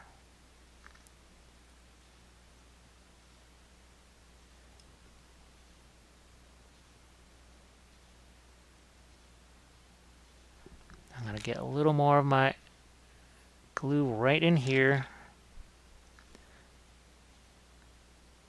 I'm going to get my piece right there. And now look what that does. There was a gap there, was a whole lot of nothing, but I'm used to that. When you do the tree bark thing, you end up with those spaces. Look at that. It looks like a little bit of tree roots there. It really matches what we've got here scale-wise. Are you the type to paint your tufts and stuff? I will do it in an emergency. So let's say this was only wasteland colored or desert colored and I needed green. I would actually take the airbrush to it. I've done it. I have definitely... Actually, do I have some here? Oh, wait. Here we go. Here's an example. Yeah, this was Desperation Summer Foliage here. I needed dark green. Oh, which reminds me of maybe some flowers. How about some flower tufts, maybe? I think these are from Warlord Games right here. No. Maybe. So I'm going to just... Not going to throw glue on that, because if I don't like it, then I have the option of taking that away. But I'm going to have to put another one somewhere else. But here...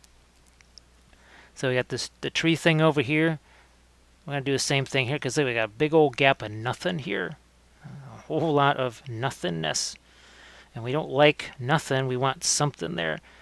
So I'm going to just keep breaking away bits and pieces of this foliage. Now, sometimes some of it just breaks away. There's nothing you can do. It just happens. It's not a big deal. I'm going to get some glue in here. I'm just going to just shove that piece of greenery right in there. Do it again. Maybe over here. We got this nifty piece, which I'm just going to break off, if possible, that much. And look at that. So see that the texture of that is not all that dissimilar from our roots over here. And now look at how this, see how that frames this? Remember how just boring this all looked a couple of minutes ago? And all of a sudden we're starting to get some color. Ah, you know what? Another flower tip right over there.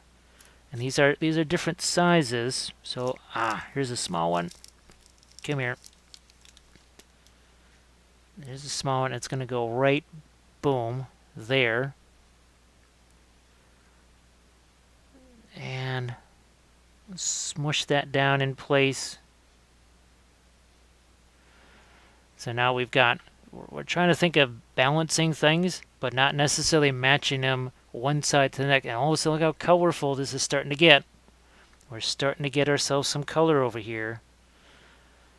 What else do we want to do with these tree things? You know what? Something here.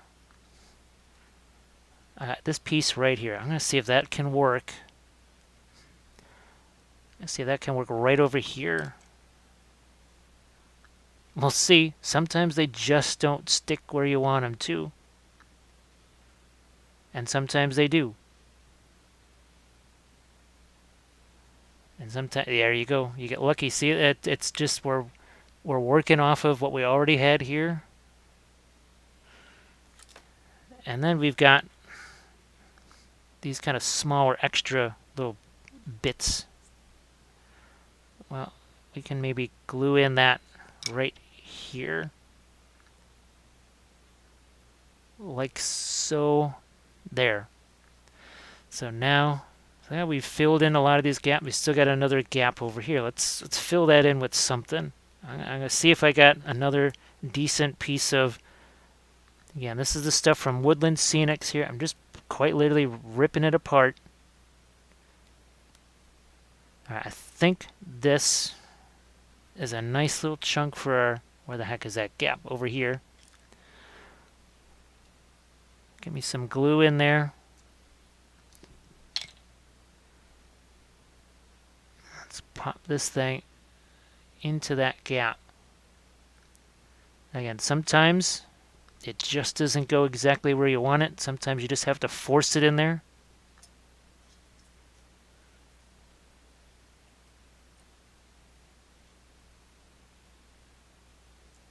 There. And maybe a little overhang like that is not a horrible thing, because now our plinth, sort of default plinth, looks more like it's part of it, as opposed to, yeah, it's part of the scene maybe, instead of it's just like a platform. All right, maybe we won't add any more tree stuff. Let's get to this stuff over here, right? Same craft brush that I was using for painting not long ago. Oh, let's start to throw some of that here. Let's start to get some of that onto here.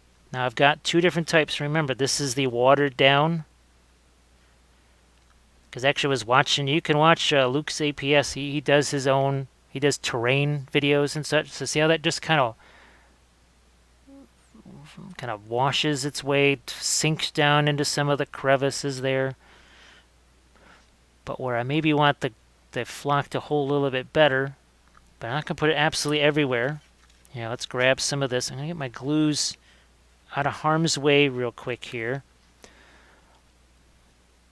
Now I'm going to drop some of this in place. So it does a couple of things. It creates ground cover, but see how it gives it a little bit of greenery? Now, remember this stuff. This is also from Woodland Scenics. Hey, Brush for Hire, how are you doing? How are you? Good morning to you, which I'm thinking is in the... No, it's... Never mind. Never mind. Here, let's get back. So see, we got a nice little mixture here. And look at how that contrasts all of the browns, all the stuff that we did early on. A nice contrast. Now, let's do that here next to Huey because, well, we gave him all those brighter hues for a reason. And Huey's going to get some of the thicker glue, some of the thinner glue. We don't want to get too much glue on him, which is why I'm also going to use this brush. And this is, again, some of the thinned down glue here so that it flows into these crevices. And let's use some of this other type here. Again, that's got some more brown in it, but then we'll switch back to our green here. So it's got little rocks. It even has little bits of static grass in there. So look what that does. See how that kind of rests in all of the crevices of our tree bark? Do layer after layer after layer of this stuff. And you can, once all this dries, you could do some more too. But here's another thing too. Okay, look at this. See how the glue just sort of sinks down? Oh, doing it. So up a little early. It's 5:35. It's 4:30 something here. But look at what happens here. This is hopefully going to, as we put this on right here, and I'm going to give it a little bit of the green here. I'll tap some of it away. And we've got, looking for a brush here to just sweep some of that away. There we go. So now that foot, instead of looking like it's just kind of marching across the rock, now it looks like it's actually down into some of that greenery. Look at it from the top. So we're adding color, we're adding texture, all kinds of fun stuff. Like here, there's a reason why I didn't even bother putting any paint over there. There was no reason to, because we're doing this. We're going to get ourselves a nice little batch of glue over here. And we're going to do something like this. And guess what we're going to do next? We're going to do something like this. I didn't realize I could do this till I was doing my terrain stuff. Now, actually, if you want to check out my blog, that's just like my name here. It's wappeliusblogspot.com. I've actually got terrain tutorials that show me using actually moss and flock to make as realistic tree and sticks to make realistic trees. Oh, thanks, Brush for it's appreciated. So check out Brush for Hire. You will be, I'm sure, streaming not too long from now, and you will be treated to all kinds of. Actually, will you still be working on that on the one bus there this morning? I hopefully you will still be streaming when I am doing when I'm awake and conscious. Hopefully. Now, thicker glue, combination of the two glues. Combination of the two. We're gonna go with some of that kind of dirt stuff there, and back to the pine. So this is really more of a kind of a trail mix here, but it's got a little bit of greenery in there. And again, they're all from working on the gobbo with the nifty flesh tone. Oh, thanks, Genuine. I appreciate it. Oh yeah. See, I thought this stuff was literally just for dioramas. Well, I mean, this is kind of a diorama. What am I talking about? But this adds so much. I've been adding on my Rohan bases. Let's see. Do I got some of my dudes here? Yeah. Oh yeah. I've been even adding it on stuff like this to just get some extra colors and textures into that. But well, I don't think I have to say people have to go follow and watch Genuine Vision because they already know that they're already on the Jan train. Well, for me, the early morning Jan train. You know what? I am going to. Let's do this. Okay. There's another reason again why. Hello, little hobbits. Spark my ganja. Toasty strudel. Oh man! Speaking of breakfast, that's making me hungry. and not second. I haven't had first breakfast, much less second breakfast. But thank you for the follow as we're going to add in. Look at that. Look at all this fun texture. We're going to add some of that ground cover stuff like you do. Oh, yeah. All of a sudden that rock, look at that, just sets that rock down. Sets it right down in there. Let's get some of the excess off of here real quick. Oh, I'm going to go back to my watered down glue. I didn't realize that you could, well, this stuff here, most, say, Elmer's glues, when you water them down, you're kind of destroying all their holding power. But, much to my surprise, that does, oh, look at that. This was an area that was just looking nasty. There was literally nothing but the piece of wood sitting there. Didn't have to worry about it because the Luke's APS to the rescue. Yes, indeed. Here, let's get our watered down version here with a little bit of the thicker stuff. Down into yield, little crack there. You know what? I'm thinking, what about a little piece of this? Tuft of this back there. Where are those tweezers? I don't know if that's going to work or not. It may or may not. I'll just have it sit there. And then just drop some of this down in there. So now, yeah, we've got that whole area there just like a hole. There was nothing there, but literally a hole. Oh, Paul John's Life, how you doing? And Bifas, hey, how's it going? Let's see, I'm just looking at the chat here, making sure I'm caught up. Okay, let's do something over here now. Let's do something over here. Because we've kind of taken care of some of the area around Huey and Dewey. Now we got to get something going for Louie over here. He's got nothing. He's all by himself. He's got no plants. He has no ground cover. He has nothing. We don't want to have sad Louie over here. Don't want a sad Louie. So we're using a mix of the thin down glue and this is the thicker glue here because I want that really to build up around that tree. So we're back to this ground cover here. Again, I'm going to get that looking like dirt almost. And then with what's left of the glue that's there, it will hopefully grab onto the green flock that I'm scattering on there now. Again, color changes. Look at all that color. Remember how, if you go back to see the beginning of this, there just was almost looked like no color to this. Now, brush fire, gonna go get started with stuff before you stream. Hello, little hobbits. Spark my ganja.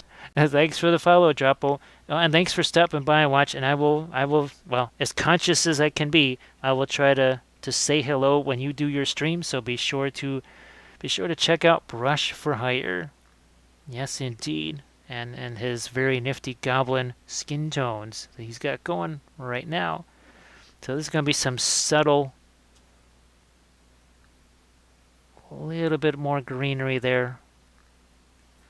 So it leads down almost into the dirt piles right here. Now, what other... Aha. Let's take some of the watered down stuff. And what we did over here, say we changed the color of that. Let's change the color of this plant over here. And again, this is... I'm going to try and do... Well, I'm going to be doing some not basing stuff, some terrain stuff on live streams coming up. Whatever I can get under the camera. Quite literally, anything I can get on the camera, I'll try and do it as a live stream. But here we go. Look, we're going to dust over some of the green. This is the brighter green onto our tree foliage here. Let's going to just get rid of some of that. So see how that changes that tree color a little bit? Makes it a little bit brighter. Now, got to get something in here too. This is where a thick glue is really going to come in handy. Boom. In there. Now let's go back to our thinner glue, because the idea is that it's going to sink down, see between the toes there. Come on. There we go. And now the bigger chunk right here, that's not going to, see, that's going to flow down, but this, look how it flowed into all of those little areas there. So let's go with our ground cover again, and we're basically filling in gaps, making it look a little bit more like dirt. There. So look at how more interesting that is than just the painted tree bark alone. Now, speaking of trees, what about a little bit of mossy stuff going on here? Again, this is the thin down glue here. Let's just drop a little bit of our green flock onto that. This is the Woodland Scenics flock again. So we've used some green stuff, world stuff on it, as we've got the Luke's APS, the Gamer's Grass. So there we go. It starts to look overgrown. I don't want to go nuts here and just absolutely wipe out all of the tree stuff that I painted, but there's a little bit there. A little bit there. Bam. Gonna blow some of this away. All that color. Now, for those that haven't been here since the beginning, so 2 hours and 26 minutes ago, it had every bit as much paint on it as this guy. I mean, this literally, this whole family of owlbears was looking like this 2.5 hours ago. And check out the Patreon page there, because, well, let's say you do the Army Painter Pledge, that's the $15 a month pledge. Well, you get tons of basing tutorials like this. You get, now we're getting closer to 500 hours of tutorial videos, and we have time to watch tutorial videos now. And I got a little more dirt in there, and I can show you some of the, well, let's look at some of the previous. There we go. So this is another army painting. I've got lots of Lord of the Rings. We've got Necrons. We've got things like shiny non-metallic metals. We've got object source lighting. So all kinds of very fun, well, and even little one-off things like this. So yes, indeed, all kinds of techniques, all kinds of materials, you name it. But now I'm going to keep going here with, again, some more of the dirt in places. Like right here, I sort of like the fact that that is dirt and that there's not any greenery there. However, on Huey over here, Casmania says, love the Army Painting Pledge, so much content. It scared me when I was corrected, because I was going around saying, yeah, it's like 150 hours, and someone said, no, Jim, that's just like that's just the painting pyramid stuff. That doesn't even include, well, now 18 army painting series. So here's another one too. This is still one of my faves. I absolutely love my Cypher Lords.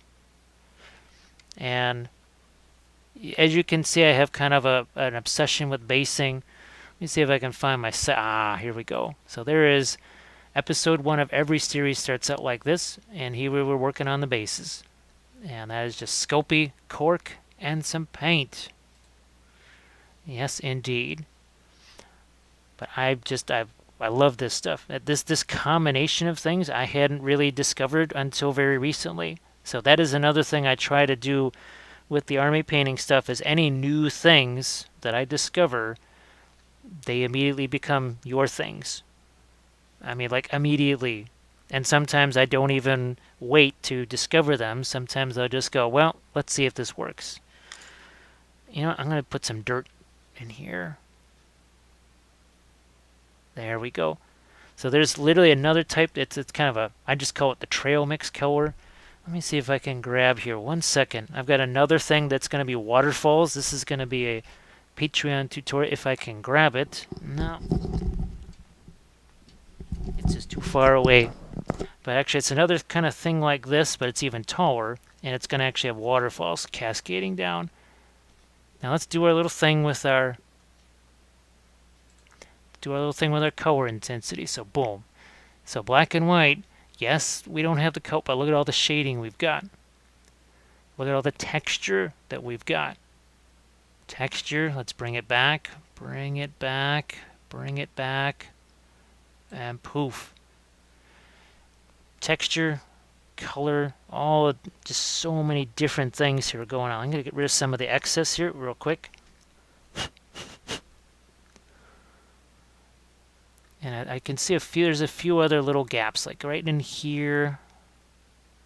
There's a gap down in here, so I'm going to fill that gap. So this is some of the thicker glue here. And now some of the thin. And I'm going to go with some of the dirt colored. Drop that down in there. And then real quick, before that settles too much, I'm just going to throw another little dab. And get some of the green here. Get some, there we go. That's it. So we have tree moss. Actually, now that I think about it, I've been doing this on the other tree branches like this. Look at this. We're going to shift the color on these a bit. Oh, and another thing it does is it makes this stuff stronger, because now we've got some glue here. Let's get some of our, again, that's some of the brighter green here. There. So I've changed that color now. It looks a little bit more like our... So you can see as the glue dries... Oh, and you can also put paint in there too. So you mix that glue here with paint, then you don't have to worry about, well, when it dries, is it going to still be some kind of glossy, white looking, whatever. It's really not going to, but if you're worried about it... Now let's go a little bit finer here with some of our texture. Now we're gonna, this is almost like we're painting with a small brush, but we're doing it with some of our landscape stuff here. So just a little tiny bit right in there. It fills in that gap, and that just looks so much more interesting. Yeah, here it's okay. We don't want to do it everywhere, but that gap, there was no reason to have this down here. So we filled in that gap. Now, is this branch sticking over here? I don't know.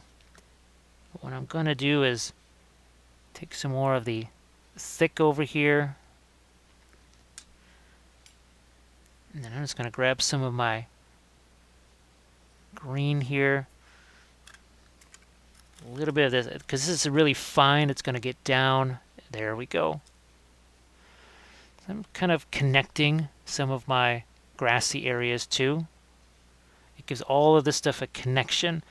And now the art coat that we put on things like the beak and the eyes, another type of texture, because this is very matte.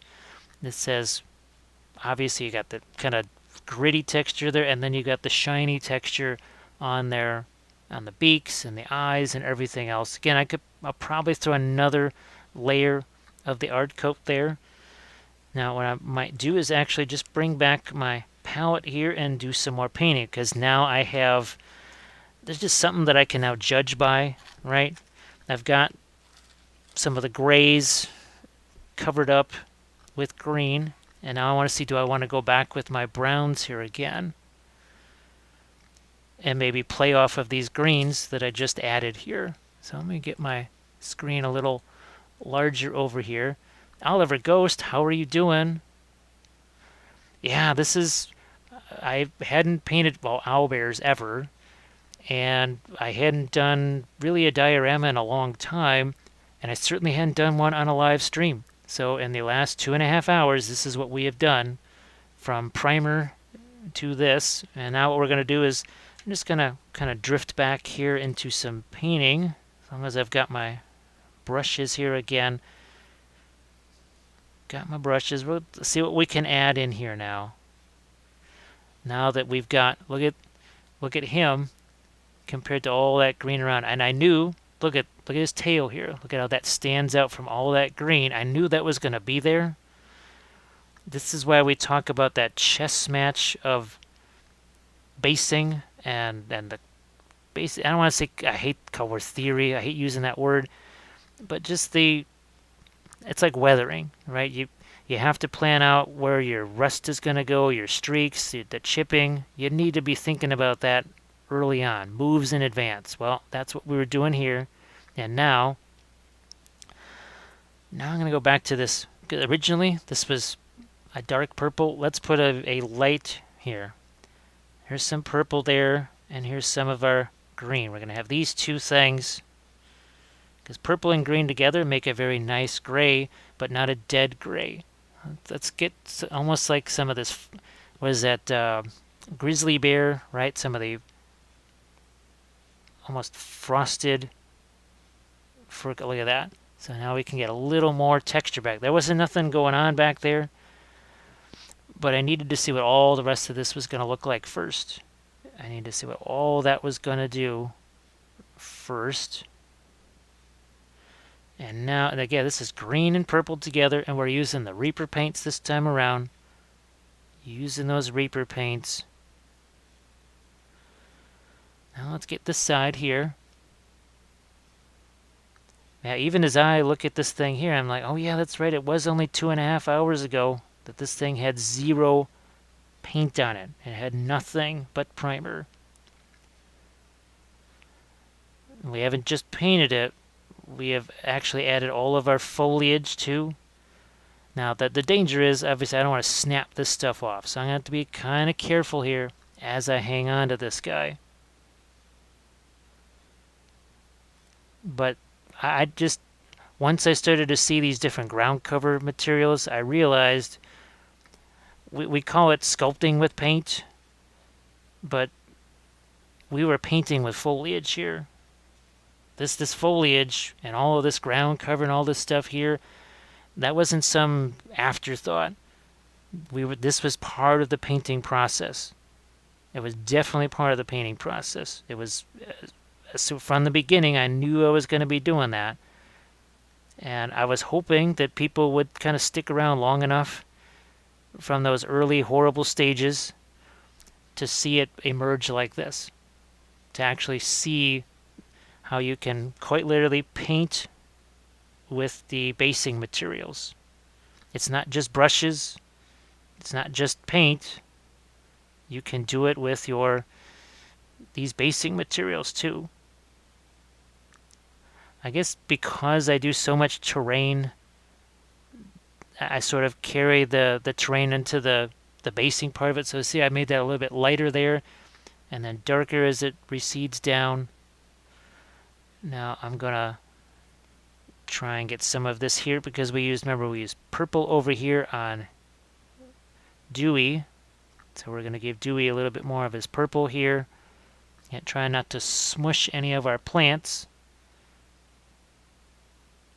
It's kind of a chicken and the egg thing. It was like with these guys. Do I glue them in there? I try and paint them separate and then glue them in. It's like, nope.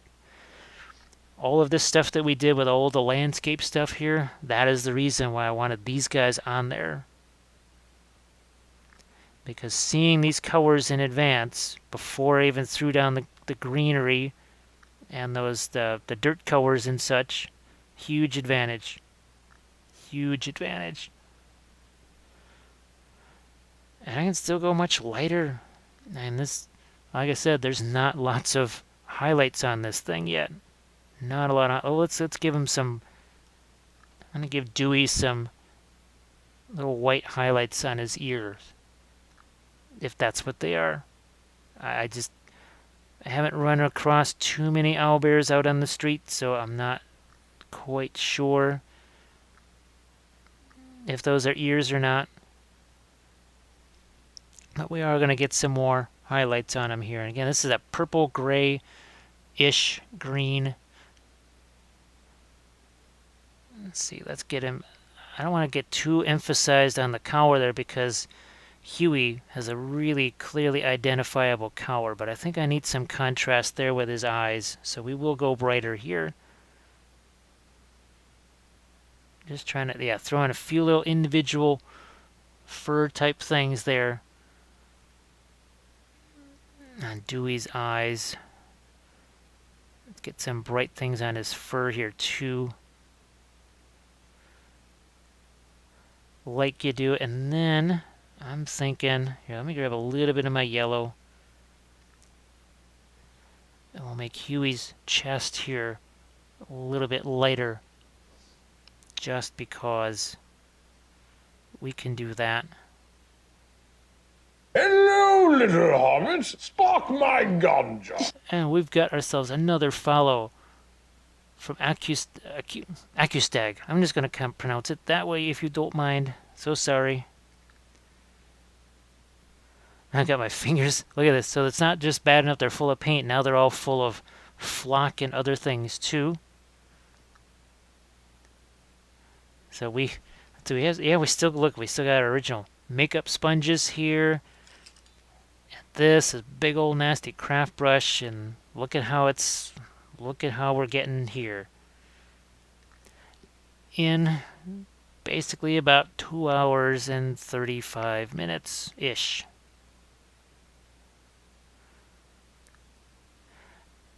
And this is all these figures here. That none of this stuff was painted in advance. It was all done live on camera. That's the whole point of this.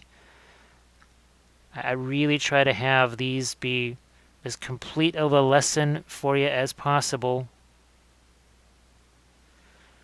Yeah, let's do some more of the bright whites here. Yeah, let's do some of that. And see how, look at it, I can start to have that creep up into the oranges and siennas there. Oh, let's do a bit more. Let's do a few more of these. And I'm really glad that, see, this is why I just went with that little bit of green there when we were painting that log a while back.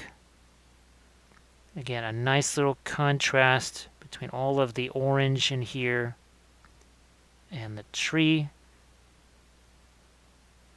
As we bring this out now, that leg starts to come forward. Starts to advance forward a bit towards us now. And we'll work this around here. I still have not determined whether or not I wanted to do the gloss coat on the talons or not.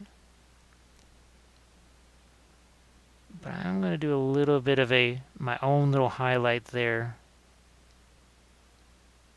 Just cause. And then throw a few more of my lights here on the front of the leg here to get that fur a little brighter. Oh, and now let's go back to Dewey over here, and I think we'll still throw some lighter colors on his chest. What about his little ear over here, which I'm assuming is an ear. And I haven't brought the lighter colors all the way down. Maybe I will. You know, it's basically took some purple and blue here. Oh, Rat King. Oh, thank you very much. I've really had fun with this. This will be around now for at least a couple of weeks. If you haven't seen the beginning of this, you can go back and watch that when this is what it looked like 2.5 hours ago. It was this. It was just white, well, whitish gray primer. Nothing terribly fancy. We did all of the flock. We added trees here. We've added our ground cover to make some dirt in areas, and we decided that we wanted our 3 little owlbears to be different, basically different colors, and they've got their names, Huey, Dewey, and Louie. Now let's get some brighter colors on Louie over here in the corner. Hello, little hobbits. Spark my ganja. Well, thanks for the follow, Rat King. I appreciate it. And there's other previous episodes too. Now some of them are highlights because, well, the VODs for me they're only gonna last 2 weeks or whatever it is. But check out some of those before they go away, because I try to make all of these things be basically complete tutorials where you see something that goes from nothing, well, to hopefully something like this. And we even put some gloss coat on the eyes and the beaks so that as we move this around, it basically the light follows it and highlights it naturally. Hey, Raven Cat, how's it going? Oh, thanks. Oh, geez. Some of the new folks haven't seen that this is what it is. It's tree bark. It is most snowy. Snowiac is going to take a lunch break. Oh yeah, because it's 5:06. It's got to be at least 11. It's either 11 or 12 o'clock there. And just it's a twig. That is quite literally a twig there and tree bark. That's all it is. And just a little bit of thinking, using the brain, doing the strategery thing. But thanks again, Snowiac, for hanging out. Oh, and thanks. Yes, and also you can do the check out the Instagram because here we go. Yeah, here is another example of the tree branches. Let me get this. So this is another. This was a previous live session where I painted the troll in oils, but then in one of my Patreon videos, I sculpted the mushrooms, the shelf fungus there, and added, see those jungle plants, but recognize this ground cover, the green stuff that you see on here, same stuff on here. Some of the brown, I did the same exact, look at it, we got on the tree here. So look at our two tree branches, we got that mossy stuff going on. Oh, just finishing up an Orion battle mech. And just gotta put the mud texture up. There's nothing more fun. Well, chipping and streaking, that's pretty fun too, but mud effects, that's why I'm trying to get some vehicles put together here. Some sci-fi, some historical, and try to get some weathering going. That's some winter wash, painting with weathering powders, painting with oils, painting with acrylics. Because yes, there were some vehicles that I painted entirely in weathering powders. Believe it or not, I've done it. Now let's get my tree bark out of the way here because it's getting hooked on my sleeve. Oh, let's see. Ravencat did a lot of chipping on the armor. Yeah, it's so much fun, but it's so much fun. It's hard to stop because it's just so much fun. Yeah, I think Louis just needed a couple of little white spots over here. Get his fur going again. Let's see if Mom here can maybe have some orange and yellow working right on this there. Maybe if I can do another little batch of that on the other side here too. Boom. Now up here, I'm just looking at my references. I think I'm gonna take some. This is my clear paint here. I'm gonna see if I can't just pick out a few bits of fur here. Yeah. Because some of this has barely been touched since our very first layers of paint. Very first layers that we threw on. Yep, it just needs a little bit of that there. This is why I keep working on the whole thing all at once. This is why I even had to add all of this green stuff here, because now it tells me how much further can I take all these colors. The Ask Oliver Ghost, it's all part of the whole. It's not just the painting. It's, to me, the weathering and all that stuff is just as much fun. Well, I was told back when I was doing my Demon Hunters army, they said, Jim, you are not allowed to play 40k with just your bases. That might give you an indication of the obsession with basing from the get-go. There's something about it. It turns every figure into a miniature diorama. Now, I mean, this is more diorama here, obviously. Let's double down on a little bit more of our yellow here. Also, 50, competition of stuff most of the time. Yeah, that's for sure.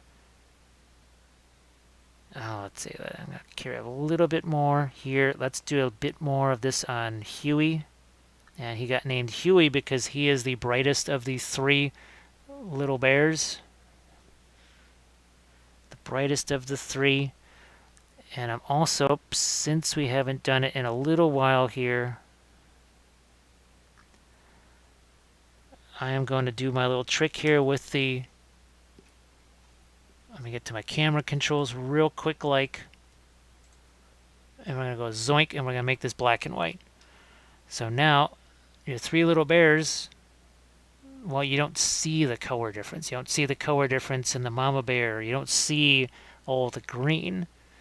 Oh, Raven Cat started playing with mixing textures on basing. Found some really cool things. Actually, now these are my old Facebook Live episodes, but I did actually mix mud and snow together.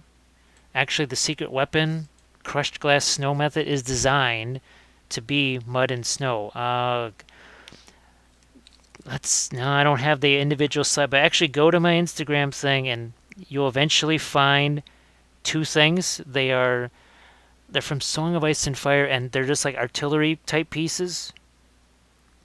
And actually, I did it with my Winter Russians as well. That crushed glass, you can put weathering powders in it and literally make it look like muddy snow.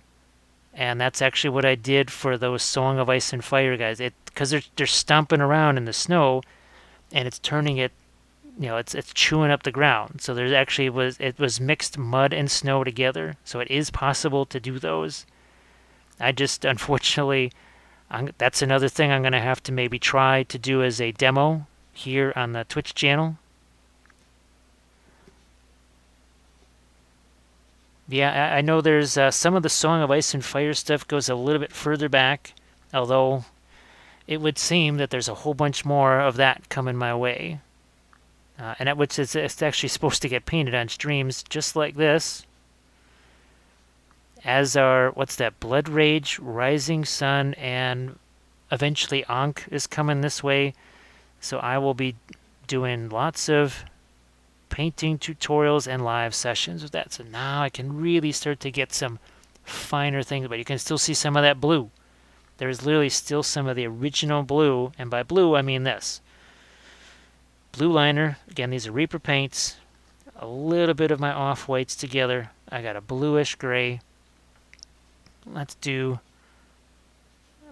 some more hits right here. Yeah, a couple more hits of the bluish. Oh yes, and for sure on the hackles over here.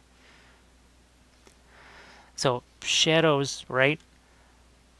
Yes, you can make things darker to have them be shadows. Also, cool colors recede, warm colors come forward.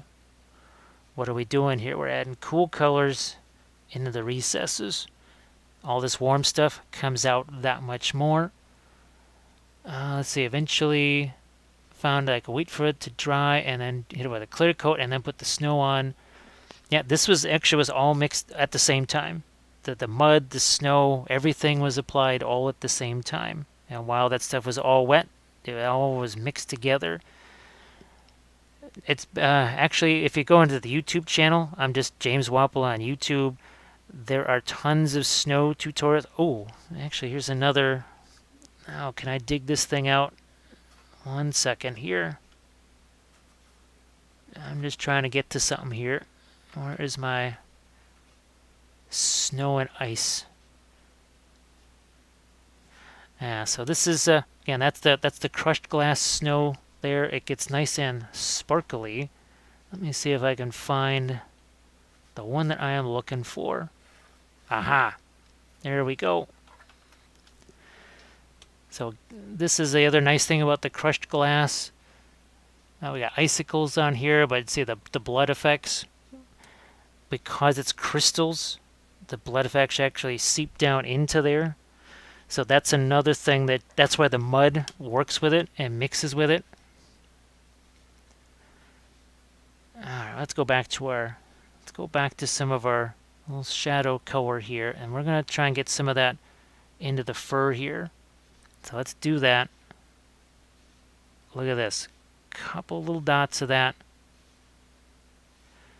We're quite literally painting with blue right in the midst of all of our orange. Let's see. Vallejo Thick Mud and the Citadel Valhalla Blizzard didn't want to work. Actually, I just posted a video to the YouTube channel where I compare Woodland Scenics, Vallejo, and Valhalla Blizzard snow effects to the crushed glass, and how they do one kind of snow, but they can't do melted snow.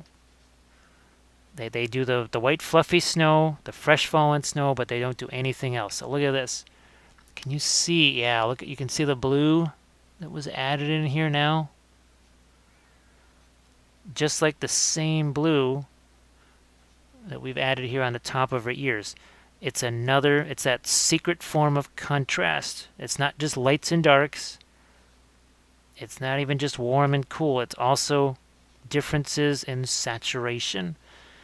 We're certainly going to do something like that right here. This is a fun little touch. I think, yeah, I can see how that's a little bit more blue in there. Same exact thing. Same idea. Let me see if I can't. Yep. So again, we're not outlining that her eyebrows there, but initially there was a point where her eyebrows here were just super dark. That's all they were. And I made a change, and I'm glad I made that change, for sure. Now what about our little guys here? How's about Dewey get some darker reinforcement and makes that brighter? So he's got like Mom's eyebrows. Huey has Mom's coloration. And Louie over here has a little bit of everything. He's got a little bit of each one. Oh, Mr. Snowiak is going to play snow on an Untamed Beast basis, which will be on my paint desk. Certainly, okay. Well, I will tell Kathy. I'll tell Kathy that she's got to be looking for Untamed Beasts with snow. It's so funny because I've been doing the jungle thing. I did the entire unit with the jungle theme, with the yield vellum plants. Oh yeah, that was the plants were a Patreon tutorial, but the blood effects are on the YouTube channel. And that, again, just James Wappel on YouTube. There's a whole bunch of tutorials on there. There are hours and hours of tutorials there. I used to do live sessions there, but YouTube's a little bit wacky now with everything going on. Oh, Nix to Minis. How you doing? Have I used Crycel's ice and snow stuff? Now that's not the little, what are those things? The little plastic balls or whatever those are. What are those things called? I think I saw maybe Kathy Millot using that, maybe. Yeah, just James Wappel, YouTube. Shouldn't be very hard. It should be an easy, and there's playlists too. So there's like a basing playlist. There's a playlist for different game systems too. There's yeah, the song. Look in the Song of Ice and Fire playlist too. That should have lots of snow effects there. Oh, we didn't do that on this side. Let's do that over here now. Let's add some of this nice, wonderful, dark bluish gray. Oh yeah, look at how it now separates. So instead of having to just keep going lighter and lighter with all of the yellows, look at the dark we've added. Look at that. That is a more interesting dark.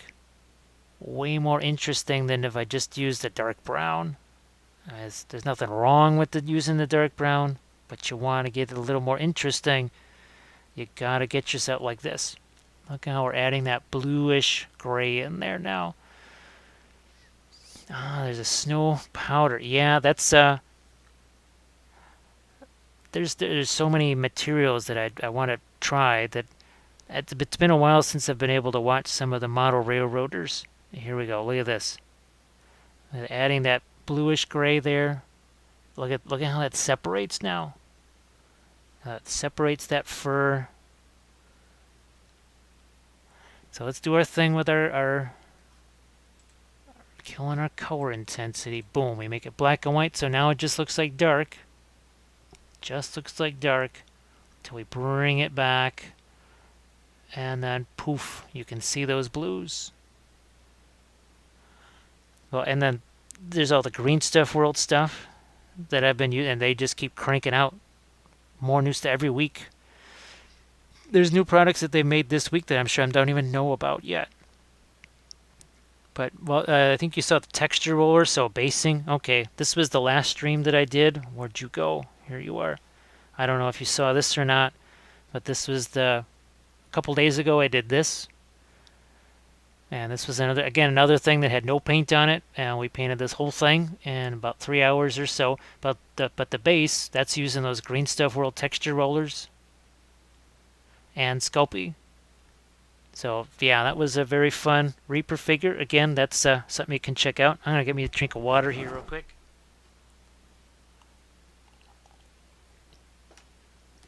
Yeah, my voice only goes so long. There's another Dark Sword figure. Now see, that's the same material that we used on the base here. Exact same material.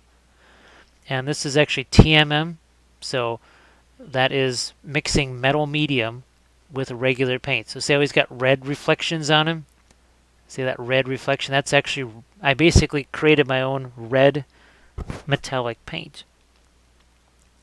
Now let's get to a bit more of our blue, gray, and spots on our little guys now.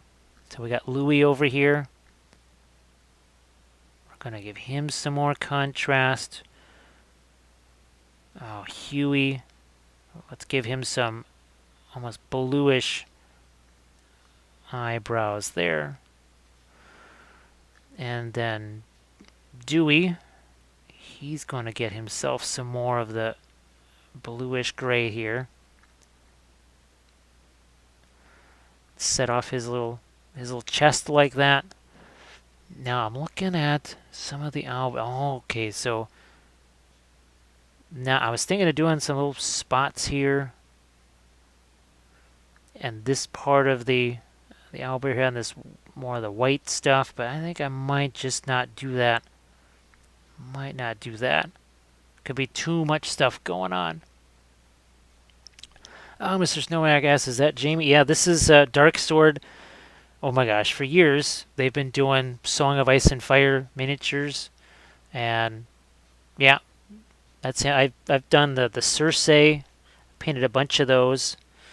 Well, I think you've seen these guys here. Let's see, where's that's my halberd. Yeah, here we go. I think you've seen these guys, right? The shiny Lannisters. I just got the Targaryen box, so I'm going to be painting lots of horsies here on this stream. And this, well, me and object source lighting and freehand. So, you know, it's combining the leaf cutters. See those leaves sitting there on those bases? That's from the leaf cutters. Ah, I see them again. Look at that. Look at those leaves. See the skull there on all those leaves? That is the leaf cutters that I showed earlier. I love those darn things. I absolutely love those. Now I'm going to get me some more of the... Here, let's get a little more of our bluish gray in here. Because why not? Yep. And it's almost like a little bit of a glaze. It's sinking down into those crevices. It makes our yellow come out that much further. Oh, how's about a bit more here? Yeah. So I've been having so much fun with this guy. So much fun with this. Oh, now I gotta I can't get too stuck in the mode of adding that. I'm gonna jump out of that mode. We're gonna get into some sepia here. Some sepia, and now let's bring it down into. See, we're gonna go the opposite way. We've been bringing all the blue up into here. Now we're gonna bring some of the yellow and browns and tans down here. And what it does, it just creates not necessarily a transition, but there's really not, with fur, it's not this sharp, okay, here it's white and then all of a sudden it's brown. See, look at just the same way we're creeping all the blues up into there. Now some of this works its way down. Works its way down into these whites. And sometimes too with white you need to have some warmer things too. So you look at a lot of wolves and stuff or whatever, or even Arctic foxes. Yes, they're white. Then you look at their fur and it actually is almost looks yellow in some places. Not necessarily just that bluish white that kind of jumps to everybody's mind and when they first think white fur. Yes, bluish white, some kind of snow color. There we go. See, we're just we're going over that blue now with some of the yellowish brown. And like I said, go back and check the beginning of this out when this was just a horrible mess of sponges, giant number 12 craft brushes. There we go. Yep. There was nothing but some primer on this thing and some bare tree bark. There was no texture. We have done an awful lot with this in, well, basically 3 hours. Basically 3 hours. Maybe counting a little bit less because I keep stopping to show people things. And I hope people don't mind that too much because I mention these things for a reason as comparisons and basically kind of real world examples of things that I bring up here on stuff that maybe is not owlbears. I'm just really glad that I had this thing all prepped and ready to go. You know what? I'm gonna see, I can do this. I have kind of the luxury of, okay, these trees, there's not a whole lot of texture in that bark, but now that I've got all this other stuff in place, I can do that now. I can put a little more texture here. Just like I'm doing more stuff with the fur, I can do a little bit more with my trees here. And they are literally just little twigs. That's all they are. I'm looking to get slightly lighter here too. This is just the maiden flesh and the clear yellow mixed together. Again, using Reaper colors here. What I'm looking to do is right here at the center of this little,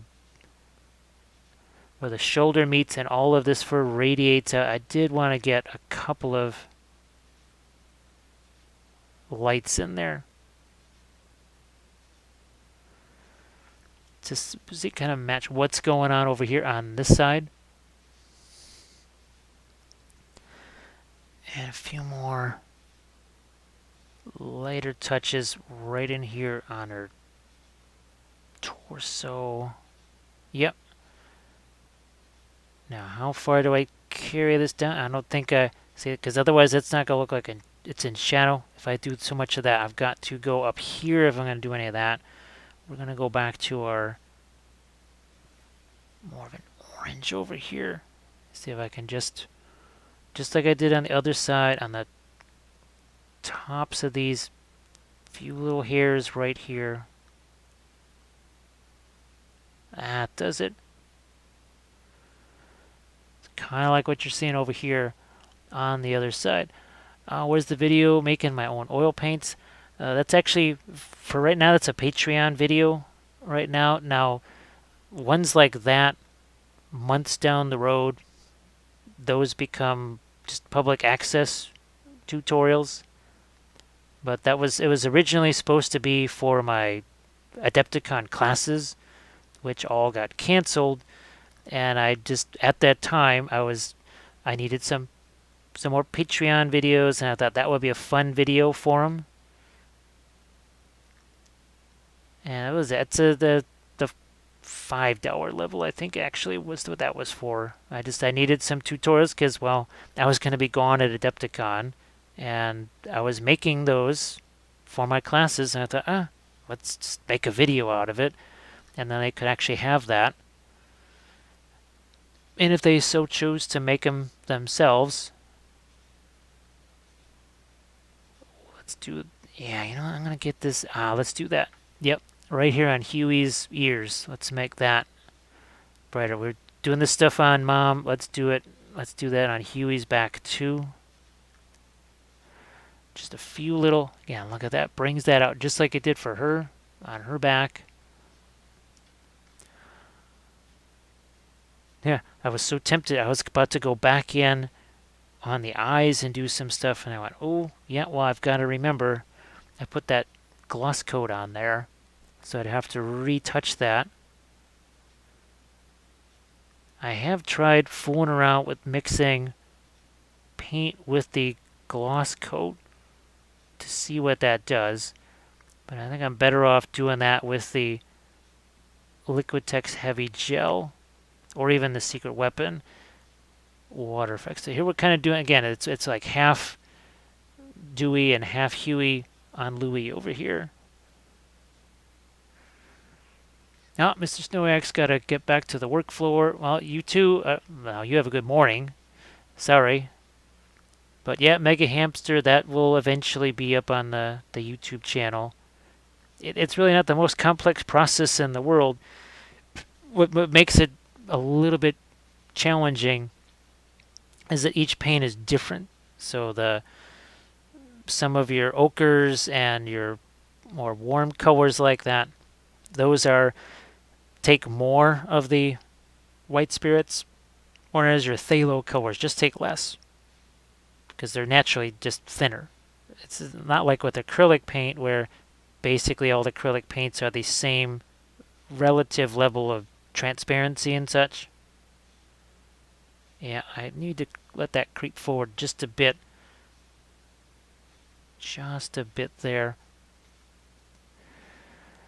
Godzilla, let's see, don't type in chat much here, but oh, well, thanks for lurking. Lurking counts too. Well, I'm glad that these are. I'm just hoping that these are a little bit different than the usual stuff here, where I know it's almost like you're kind of having to go to school and constantly have information bombarding you all the time. But it's, for me too, well, I'm trying to learn along with you because this is new. I mean, all this stuff is new. I haven't really done the diorama thing. Certainly hadn't painted owlbears before, so this was a huge challenge for me, and I'm just glad that you've spent some of your time with me watching all that craziness happen. Let's see, depending on what